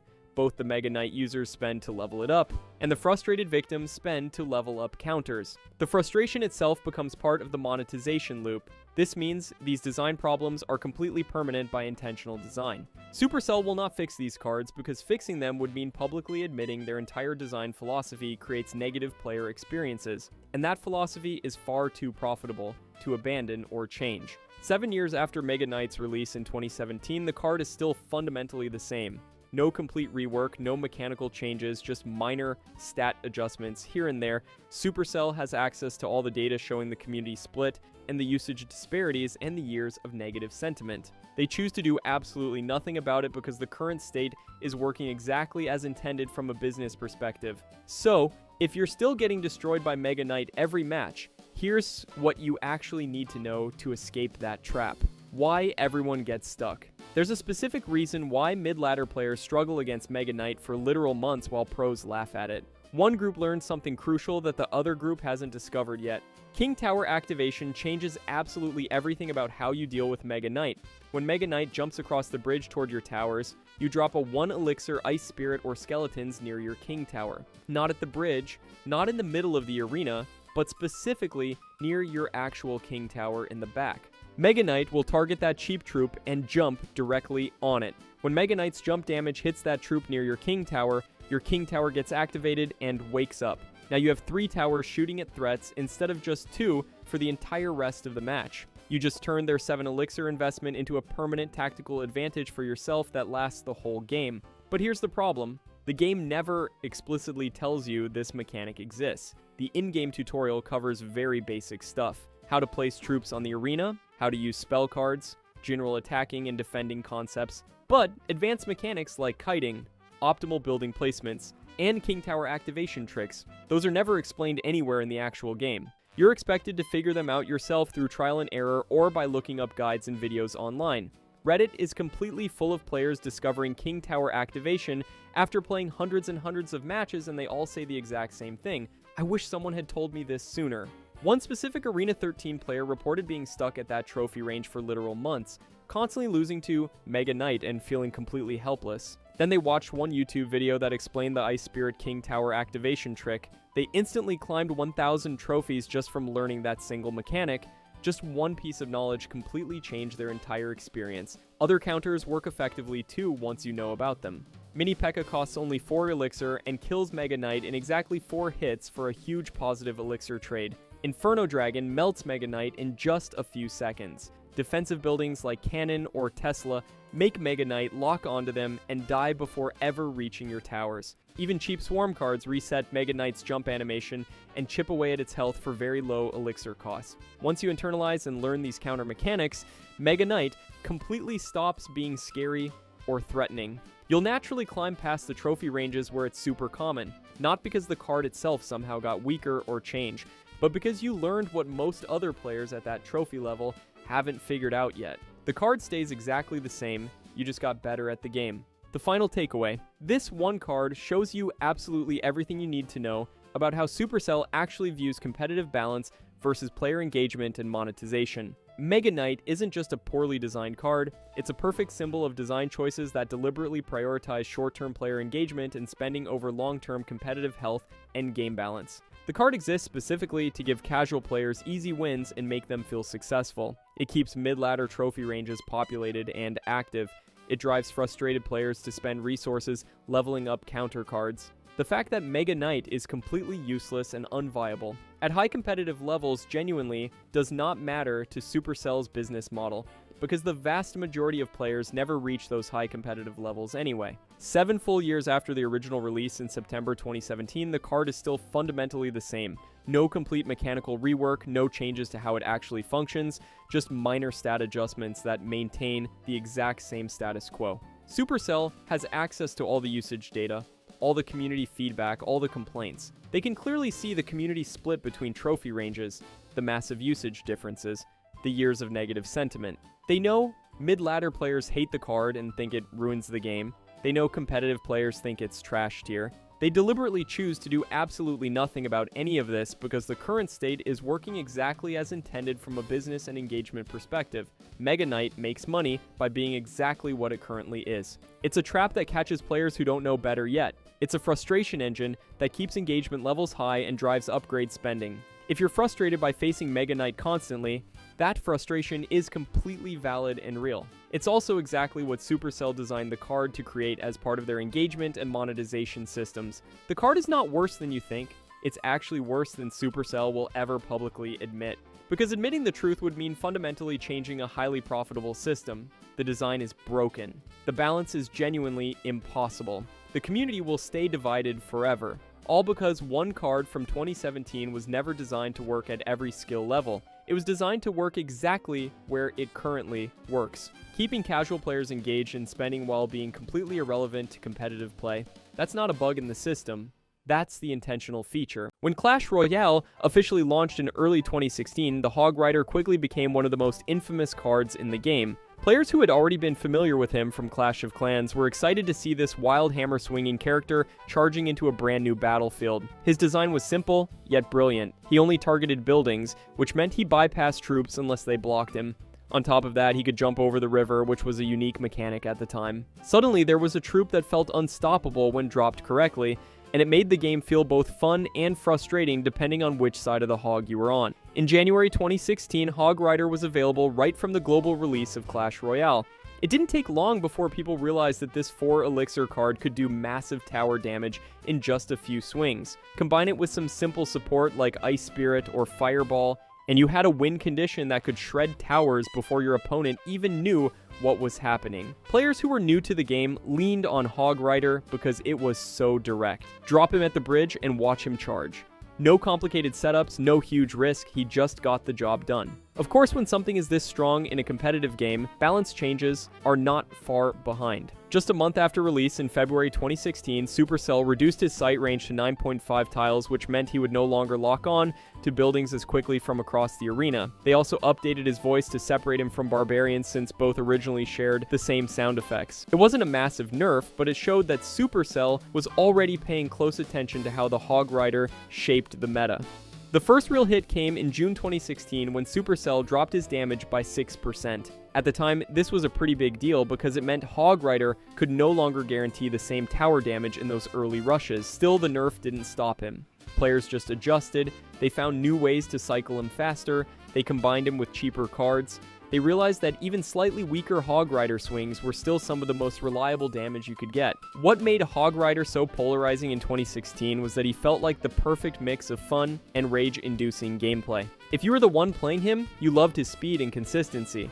You knew every push would get you value. But if you were facing him, it felt unfair. He would leap over the river, skip all your carefully placed troop defenses, and smack your tower before you had time to breathe. For new players, it sometimes felt like an impossible card to deal with. Looking back, the early months of Hog Rider set the tone for everything that followed. He established himself as the card you could always trust in your deck. He forced Supercell to think about how a single troop could dominate an entire meta. and he sparked the first wave of community debates about skill. Some players swore Hog Rider was too easy to use and didn't reward strategy. Others argued that knowing how to support him and cycle efficiently was one of the highest skill ceilings in the game. The truth was probably somewhere in the middle, but the controversy only added to his legacy. By the end of 2016, Hog Rider had already proven that he wasn't just another card in Clash Royale, he was the card. Whether you loved him or hated him, he defined the early game experience. When you think of those first few months after launch, you can't ignore the impact of that hammer, swinging troop yelling, "Hog Rider," as he charged straight to your tower. Balance changes and meta shifts, 2017 to 2018. By the time 2017 rolled around, Hog Rider had already cemented himself as one of the most important cards in Clash Royale. The initial nerfs in 2016 hadn't slowed him down. In fact, they almost seemed to make him more popular because players realized that even with slight reductions in damage, he was still the most reliable win condition in the game. What followed in the next 2 years was a fascinating period where Hog Rider became not just a card you could throw into any deck, but the centerpiece of entire archetypes that would go on to define Clash Royale history. The most famous of these was the birth of Hog Cycle decks, and more specifically, the legendary 2.6 Hog Cycle. This deck revolved around cheap cards like Ice Spirit Skeleton's Cannon and Ice Golem, all designed to keep the deck rotation extremely fast. The idea was simple. You play Hog Rider and cycle through your cards quickly, and before your opponent even resets, you already have another Hog Rider charging at their tower. This made matches feel suffocating for the defender and exhilarating for the attacker. Suddenly, Hog Rider wasn't just a win condition, he was the engine for an entire playstyle built around speed and efficiency. The 2.6 deck became so iconic that it still gets talked about years later. In 2018, a Japanese player known as Jack actually reached the #1 spot on the global leaderboard using this exact deck. That run cemented 2.6 as one of the most skill-expressive decks in Clash Royale history. For some players, that was proof that Hog Rider wasn't just drop and forget.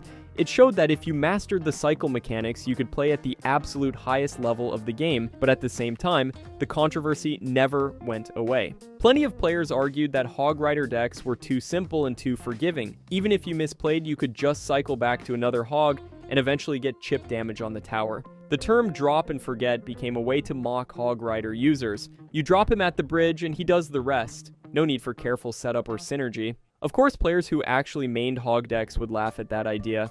They would point to the tight elixir management, precise defense, and constant pressure needed to make Hog decks work.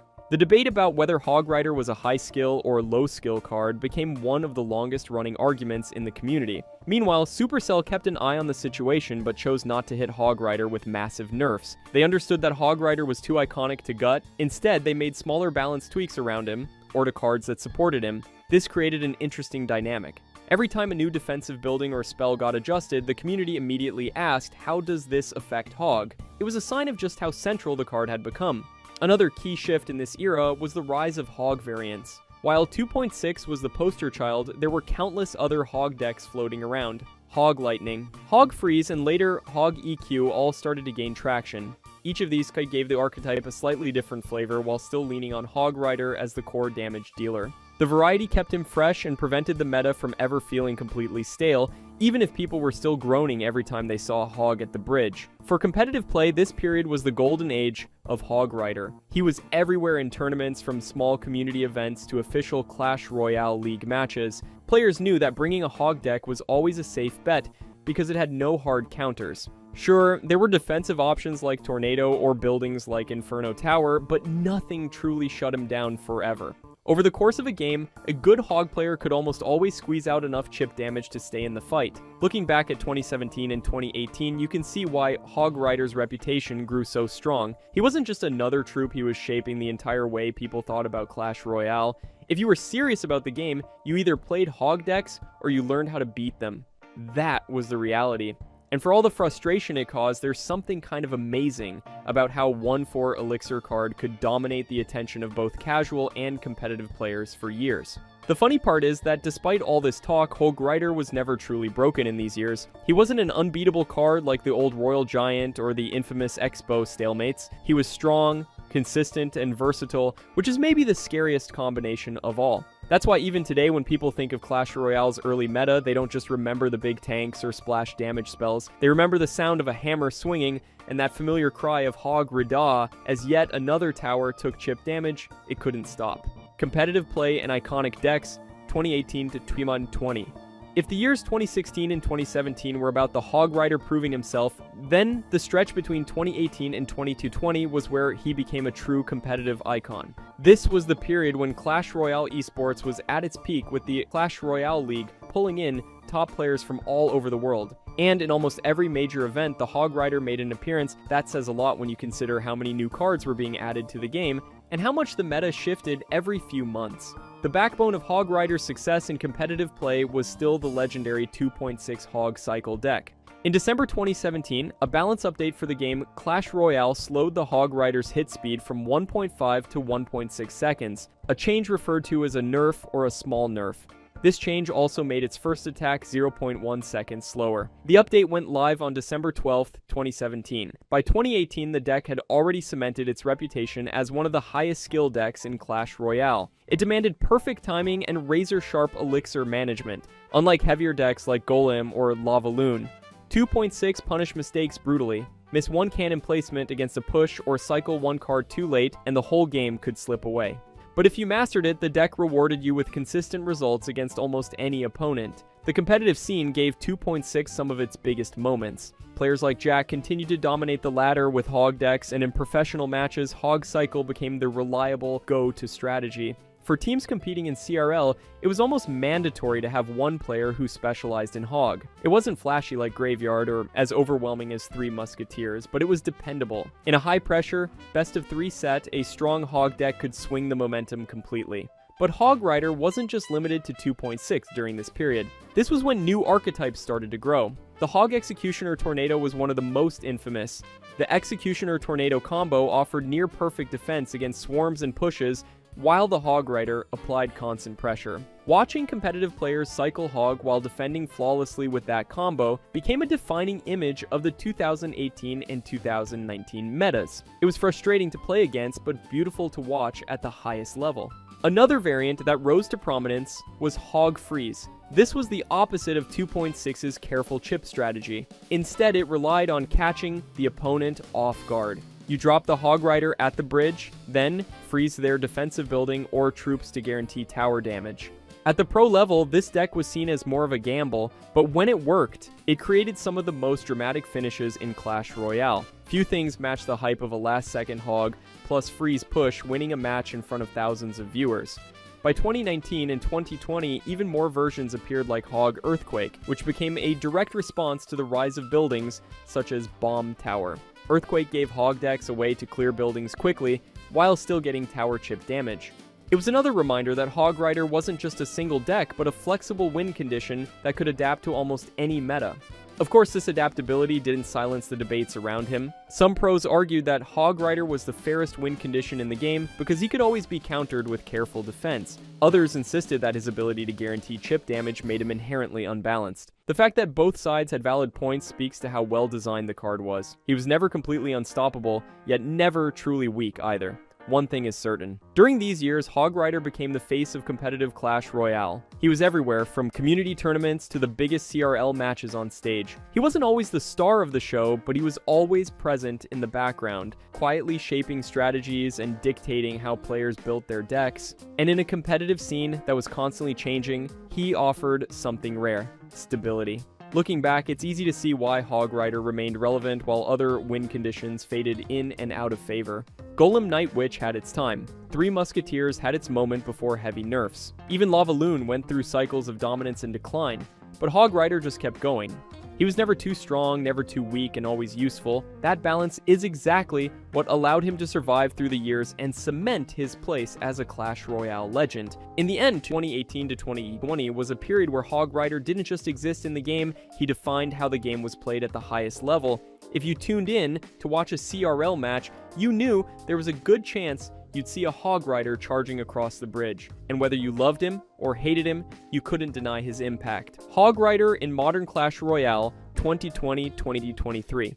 By the time 2020 rolled around, Hog Rider had already proven himself as a timeless win condition, but the modern Clash Royale era brought a whole new set of challenges. This was the age where Supercell released powerful new cards and made some of the most controversial balance changes in the game's history. Somehow through it all, the Hog Rider not only survived, but adapted yet again. That in itself is a testament to how strong the design of this card really is. One of the biggest shifts was the release of the Earthquake spell. At first glance, it seemed like just another addition to the game, but for Hog Rider, it was revolutionary. Hog Earthquake quickly became a dominant archetype because it solved the one problem Hog decks always had: defensive buildings. Bomb Tower, Tesla, and Cannon had been nightmares for Hog players. Suddenly, Earthquake offered a clean way to destroy them while also chipping at the tower. Hog EQ became a staple in ladder and competitive play, and even today, it remains one of the strongest variants.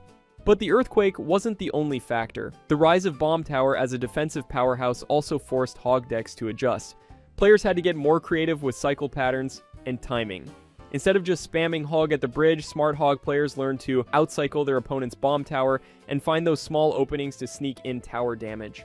This is where the skill aspect of Hog Rider really shined. It was no longer enough to drop Hog and hope for hits. You had to think several moves ahead. Another big addition to the game was the Fisherman. On paper, he was one of the worst enemies a Hog Rider could face, since his hook could drag the Hog straight into the middle of the arena, where buildings and troops would tear him apart. Yet even this didn't kill Hog decks. Players found ways to play around the Fisherman by spacing their Hogs correctly or using support cards to block the pull. It showed again how Hog Rider was never truly shut down. He just demanded adaptation. The introduction of champions in 20.21 also shook things up. Cards like the Archer Queen and Golden Knight were game changers across the board. Despite all these changes, one thing never changed Hog Rider's popularity. Whether you were a casual player grinding ladder or a pro competing in a tournament, Hog decks remained one of the most common sights in the game. Part of this is because they are simple to understand, yet difficult to master. Anyone can drop a Hog at the bridge, but not everyone can outcycle Bomb Tower, time Earthquake perfectly, and manage Elixir against heavy pushes. That balance of accessibility and skill is what kept Hog Rider alive even as Clash Royale became more complex. By 2023, Hog Rider's reputation was firmly cemented. He wasn't the flashiest card anymore. He wasn't broken or unstoppable, but he was reliable and still capable of defining entire metas when paired with the right support. Many win conditions from the early years had either fallen out of relevance or were only viable in niche decks. Hog Rider, on the other hand, kept charging forward literally and figuratively. Looking at this period, it's clear that Hog Rider's strength was never about raw power. It was about flexibility and resilience. He adapted to earthquakes, he endured Fishermen, and he thrived with Archer Queen. Even in the modern game where balance changes can completely erase certain cards. From the meta, the Hog Rider stayed consistent, love him or hate him. You couldn't deny that he was still one of the most important cards in Clash Royale. Legacy and cultural impact. If there is one card in Clash Royale that has managed to carve out a place not just in the game, but in the culture surrounding it, it is the Hog Rider. From the very beginning, the Hog Rider stood out. He was loud, fast, and carried an identity that players immediately recognized. His signature shout, Hog Rider, became a sound that anyone who had touched the game could instantly identify. That voice line alone has echoed across countless streams, YouTube videos, and even memes on social media. It turned the Hog Rider from just another troop into an icon. But beyond his personality, his impact on gameplay is impossible to ignore. The Hog Rider essentially created an entire playstyle around himself. Hog cycle decks became one of the most influential archetypes in Clash Royale history, and they are still relevant to this day. The concept of using a fast win condition supported by cheap cards to cycle quickly reshaped how players thought about the game. It wasn't about building giant unstoppable pushes anymore. Instead, it was about efficiency, timing, and knowing when to pressure your opponent. If you see someone who has mastered a Hog deck, you immediately respect the level of skill it takes to make every single push count. Even in terms of balanced history, the Hog Rider was at the center of attention for years. He was never completely broken, but he was always strong enough that Supercell had to keep a close eye on him. Every slight buff or nerf he received sparked debates across the community. Some players argued he was too oppressive, while others defended him as one of the fairest win conditions because he required skill and prediction. That constant tug of war around his balance is a big part of why he stayed relevant for so long. He wasn't just a card you played, he was a card you had an opinion about. Culturally, the Hog Rider became one of the faces of Clash Royale and even Clash of Clans. His design, his shout, and his pig companion made him a fan favorite. You see him plastered on advertisements, merchandise, and even outside the games themselves. Few cards manage to achieve that level of recognition. It's not an exaggeration to say that when people think of Clash Royale, the first image that comes to mind is often the Hog Rider. What's really interesting is how the Hog Rider crossed the line between frustration and admiration. Every Clash Royale player at some point has raged at a Hog Rider slipping through their defenses and chipping away at their tower. Yet those same players often turn around and use him because of how reliable and versatile he is. That strange love-hate relationship is what cements his legacy. He is both the hero of many victories and the villain of countless defeats. Looking back, the Hog Rider's legacy is simple but powerful. He defined metas, influenced playstyles, and became a cultural symbol for the game. He is not just a card you drop on the battlefield, he is Clash Royale's icon. And that might be the highest honor any card could ever achieve. Cooper Canine Miner. Cooper Canine Miner started popping up randomly in 2022 on loading screens between your battles. The hint flashes, legend tells of Cooper, the first canine miner, and most of you just tap through it thinking it's some random lore Supercell made up to fill space. But nope. This is actually honoring B-Rad's fluffy dog Cooper, who shows up in all his end screens. B-Rad is commonly associated with miner decks, and his most loved-hated card is Miner. He's really good with miner control decks, so Supercell took his dog, his signature card, and combined them into one Easter egg. Longtime B-Rad fans see this and immediately get it, while everyone else thinks it's just weird world building. It works on both levels, but that's not the only card art detail hiding in plain sight. Clone bottle detail. From far away, the clone card looks completely wrong. When it's sitting in your hand during a match, it genuinely just looks like one long white bottle standing upright. And if you think about it for 2 seconds, that makes no sense for a card called Clone. Why would a cloning spell just be one random bottle?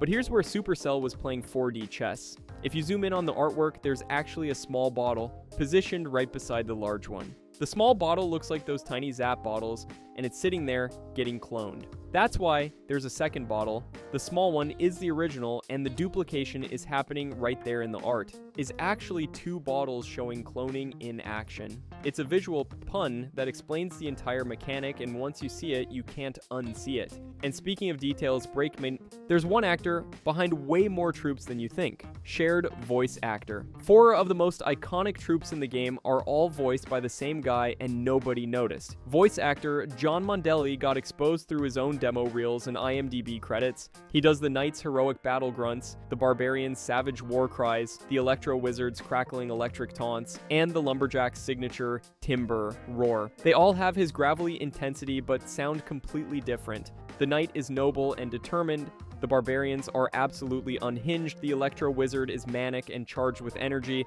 and the Lumberjack sounds like someone gave an axe to a guy who drank way too much coffee. Fans started making voice actor challenge videos syncing all 4 performances, and now you can't unhear the connection. But there's another card art mystery that's even more obvious. Goblin Gang card art. This card has been trolling players with incorrect artwork since 2017. When you deploy Goblin Gang, you get 6 goblins, 3 melee knife guys, and 3 spear throwers. Except the official artwork only shows 5 goblins huddled together. This isn't a perspective trick where one's hidden. There are genuinely only 5 goblins rendered. Some Redditors joke that the 3rd spear goblin is the one taking the picture. Then in June 2017, they nerfed it down to just 2 spear goblins, bringing the total to 5 troops. Suddenly, the splash art was accidentally correct for the first and only time. But in October 2022, they buffed it back up to 3 spear goblins, returning it to the original 6-troop version. It's been factually wrong for 8 years, and at this point, fixing it would ruin the charm. And if you scroll to the very top of the leaderboards, there's something even weirder waiting. Hall of Fame Balloon Goblin. Trophy pushers have been seeing this little guy since 2022, and most players have no idea he exists. The Hall of Fame tab shows the top 1,000 Path of Legends players, but if you scroll aggressively upward past the number 1 player, past where the list should end, you'll find a cheeky green goblin dangling from pink and yellow balloons, just vibing above all the rankings. He's been there since Ranked launched in 2022, but only got rediscovered in early 2025 when people started sharing screenshots. There are debates about whether he's connected to Riley CR, who dominates the leaderboards, or if he's just a general mascot. Trophy chasers love him because finding him feels like being let into a secret club. Battle Gold Cost. Back in 2016, battling used to cost gold. Every single match you played required you to pay an entry fee just to search for an opponent, and it wasn't even a flat rate. The cost would increase the higher your arena was. So if you were grinding in lower arenas, it was cheap, but once you climbed to Legendary Arena, you were bleeding gold just to play the game. This system was directly taken from Clash of Clans, where searching for a village to attack has a price tag attached to it. Supercell basically copy-pasted that economy model into Clash Royale without thinking about how different the games are. In Clash of Clans, you can choose your target and guarantee loot if you win. But in Clash Royale, you're paying gold just for the chance to match against someone, win or lose. The community hated it because going on losing streaks would drain your entire gold reserve. You'd literally run out of gold and couldn't even play matches anymore. Supercell eventually removed the gold cost entirely because it was killing player retention. New players would hit a wall where they couldn't afford to battle and just quit. Now, battling is completely free and gold is only for upgrades, but OG players remember when ladder literally cost money to play. Gem Rush event. You're probably familiar with Gold Rush since it comes around twice a month and lets you grind extra gold from battles. But did you know Gem Rush used to be a thing? It only happened once in the game's entire history and gave out 250 free gems if you completed all the challenges. The community went absolutely crazy for it because gems are premium currency and getting that many for free was insane. But after that single event, Supercell confirmed they have zero plans on ever doing Gem Rush again. The reason they gave was that they want to distribute gems in ways that are easier for players to not miss out on, like daily crown chests and past rewards that stick around. Gem Rush was a limited time event that punished anyone who couldn't play during that specific window. So Supercell killed it permanently, and now Gold Rush is the only Rush event left. OG players who were there for the one and only Gem Rush basically got 250 free gems that no one else will ever have the chance to earn again. Expo air targeting. Back in 2016, Expo used to target air troops. The same Expo that's been terrorizing ground pushes for years could actually hit flying units at launch. This came straight from Clash of Clans, where Expo has a button that switches between ground only and air and ground targeting modes. Supercell copied that into Clash Royale, but quickly realized it was absolutely broken. Expo already locked onto towers from across the map, and letting it also shred minion hordes and balloons made it way too versatile. So they nerfed it to ground only permanently. But here's the crazy part. Inferno Tower in Clash of Clans also has two different modes. Single target that ramps damage on tanks, and multi-target that melts swarms. Clash Royale only ever got the single target version. But with evolutions being added to the game now, could we finally see a multi-target Inferno Tower evolution? Imagine an evolution that lets it switch between melting Golem pushes and instantly deleting skeleton armies. That would completely flip the defensive meta and bring a Clash of Clans mechanic that Clash Royale players never got to experience: log lore. The log isn't just a spell. It's the result of the Lumberjack's biggest accident. Official animations from 2017 show the Lumberjack in the forest chopping trees with his rage bottle on his belt. He botches one chop and accidentally knocks over his rage vial, dousing a felled log with the glowing pink liquid. The rage seeps into the wood, and suddenly, this dead tree becomes sentient and filled with fury. This created the log's high-speed tumble attack that barrels across arenas, knocking troops skyward. The log is basically a pissed-off tree seeking revenge. The rivalry between Lumberjack and Log fuels Clashorama shorts showing their grudge matches with the Lumberjack trying to chop the log while the log rolls over him. It's absurd humor that makes the game world feel alive, and it's inspired countless fan comics. The log is sentient and eternally hates its creator, which is hilarious and dark.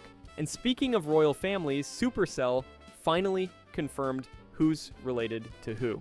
Family tree revelation. The kings you've been defending for years have an entire backstory you never knew existed. In 2023, Supercell dropped a festive holiday bombshell with an ornate dynasty chart on Twitter and Instagram. For 6 years, players defended king towers without knowing anything about the kings beyond their colored crowns. The chart reveals the royal ghost is the undead father of twin brothers who became the Blue King and Red King. They share custody of the princess daughters, which explains why both sides can deploy princess. The Red King's bloodline includes the Cannoneer cousin and the Little Prince heir. There's even lore about the royal ghost ruling from underground tombs beneath arenas. This ignited lore binges with players making fan theories about future troops and demanding Netflix shows. It retroactively adds Shakespearean family drama to every King Tower defense while you're just trying to win ladder matches. And if you want even more hidden features, you'll need to change your language. Hog Rider minigame. There's a fully functional minigame inside Clash Royale that has nothing to do with card battles. It launched in 2018 for Chinese New Year and somehow still works globally. You switch your language to Chinese, hit News Royale during events, or use archived links the community shares, and you're suddenly playing an endless runner. You control the Hog Rider doing double jumps over arrow barrages, bomb pits, and log barriers while collecting coins for high scores. It has pixel-perfect controls and escalating speeds like Temple Run. It's a nostalgic Supercell experiment that's still accessible for score chasing when you're tilted from ladder or just need a break. Most players have no idea this entire game exists inside Clash Royale because it's locked behind a language barrier and archived links, and one troop's origin story involves dropping out of school. Firecracker Origin. This troop failed out of school and ended up with a firework bazooka instead. Firecracker's backstory came through Clasharama cameos and arena artwork.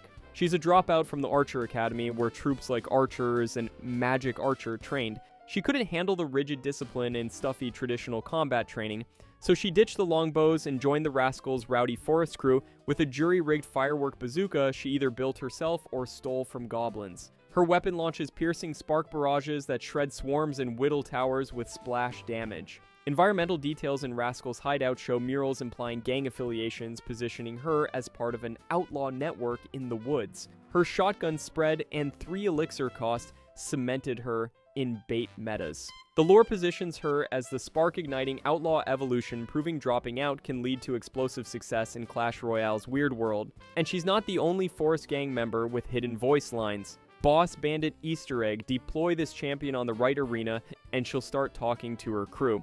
This appeared in April 2025's Forest Update. When you deploy Boss Bandit onto Rascals' hideout or woodland arenas with Forest Gang murals, she triggers unique voice lines that don't play on other arenas. When Rascals spawn nearby, she says Trouble 1, I'm in, acknowledging her crew. When Firecracker appears, she says Troublemakers, party time, like she's calling the gang for a coordinated attack. Even cloned Boss Bandits recast these audio cues, confirming it's a persistent character trait tied to her Forest Gang leadership. This attention to detail rewards lore fans by transforming routine champion plays into narrative moments. It feels like you're orchestrating an actual gang reunion instead of just placing cards strategically. But speaking of champions, one of them isn't even an original Clash Royale character, Monk Origins. The Monk actually wasn't an original character that Clash Royale made. The Monk was straight up stolen from Clash Mini, which was a beta game set in the Clash universe that got shut down. In that game, his ability had nothing to do with reflecting projectiles or tanking damage like he does in Clash Royale. Instead, it was a one-hit KO ability that just deleted units from the board. Just imagine if the Clash Royale Monk had that ability. He'd be the most broken champion ever released, and ladder would be completely unplayable. Every single push would get instantly deleted by a 4 elixir champion dropping a one-shot on your win condition. Supercell clearly realized that wouldn't work in Clash Royale's fast-paced competitive environment, so they completely reworked him into the deflection tank we know today. But it's wild that one of the most popular champions in the game is actually a recycled character from a dead beta game that most players never even heard of, Goblin Queen ability icon. Most of you probably never paid attention to the Goblin Queen ability icon, but I don't blame you for that. However, this ability icon was actually stolen from Clash Mini, just like the Monk was. It used to be a profile avatar in Clash Mini and had a bit of a different look before Supercell added hair and glasses to adapt it for Clash Royale.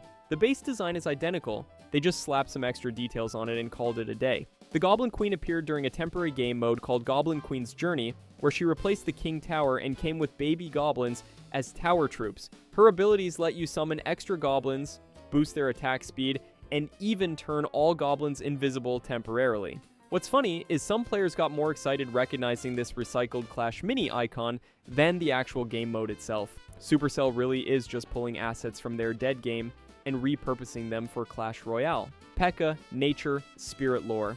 The 7 elixir tank destroying your towers isn't what you think it is. P.E.K.K.A lore dropped in 2024 through evolution trailers and Instagram reels that shattered years of assumptions. Everyone thought P.E.K.K.A was a robot or war machine built by engineers. The metallic armor, laser sword, robotic movements all suggested that. But the 2024 reveals say P.E.K.K.A is actually a serene ancient nature spirit exiled from mystical realms for interfering with arena conflicts. This nature spirit was banished and now seeks purpose by possessing a suit of forsaken ancient armor it found on a forgotten battlefield.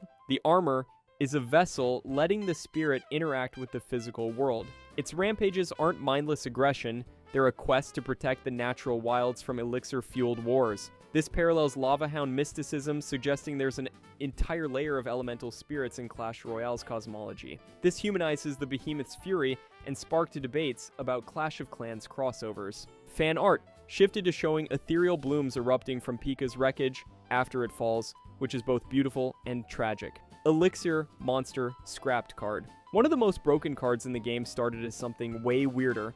Elixir Monster was conceived in 2017 betas as a grotesque elixir-spewing blob titan. Concept art shows this disgusting purple ooze lumbering toward towers dripping elixir puddles. The mechanic was that when killed, it would fragment into self-duplicating minions that kept spawning indefinitely. It appeared in April Fool's gags and internal playtest diaries. The card was identified as an overpowered economy disruptor that would shatter competitive balance. Imagine giving your opponent elixir while creating an unkillable split-spawning army, so it got axed. But Supercell loved the concept, so in 2019, Elixir Golem was born as a refined version. It costs 3 elixir, but when it dies, it splits into medium golems, then tiny blobs, and your opponent gets 1 elixir back from mediums and 3 from blobs. This spawned new chip strategies, beat down juggernauts, and bait revolutions. The original concept echoed in 2025 Clan Voyage events. It's proof Supercell doesn't throw away ideas. They refine them until they break the meta in a balanced way. Butterfly Spell Prototype.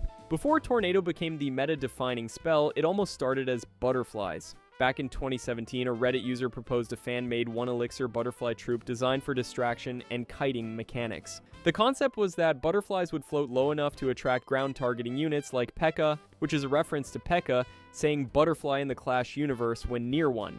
But here's where it gets real. Some community members discovered that Supercell had actually toyed with the butterfly concept internally, but found them too difficult to render properly. The visuals were cluttered and confusing during battles. So instead of butterflies, Supercell evolved the idea into the crisp 3 elixir tornado we use today.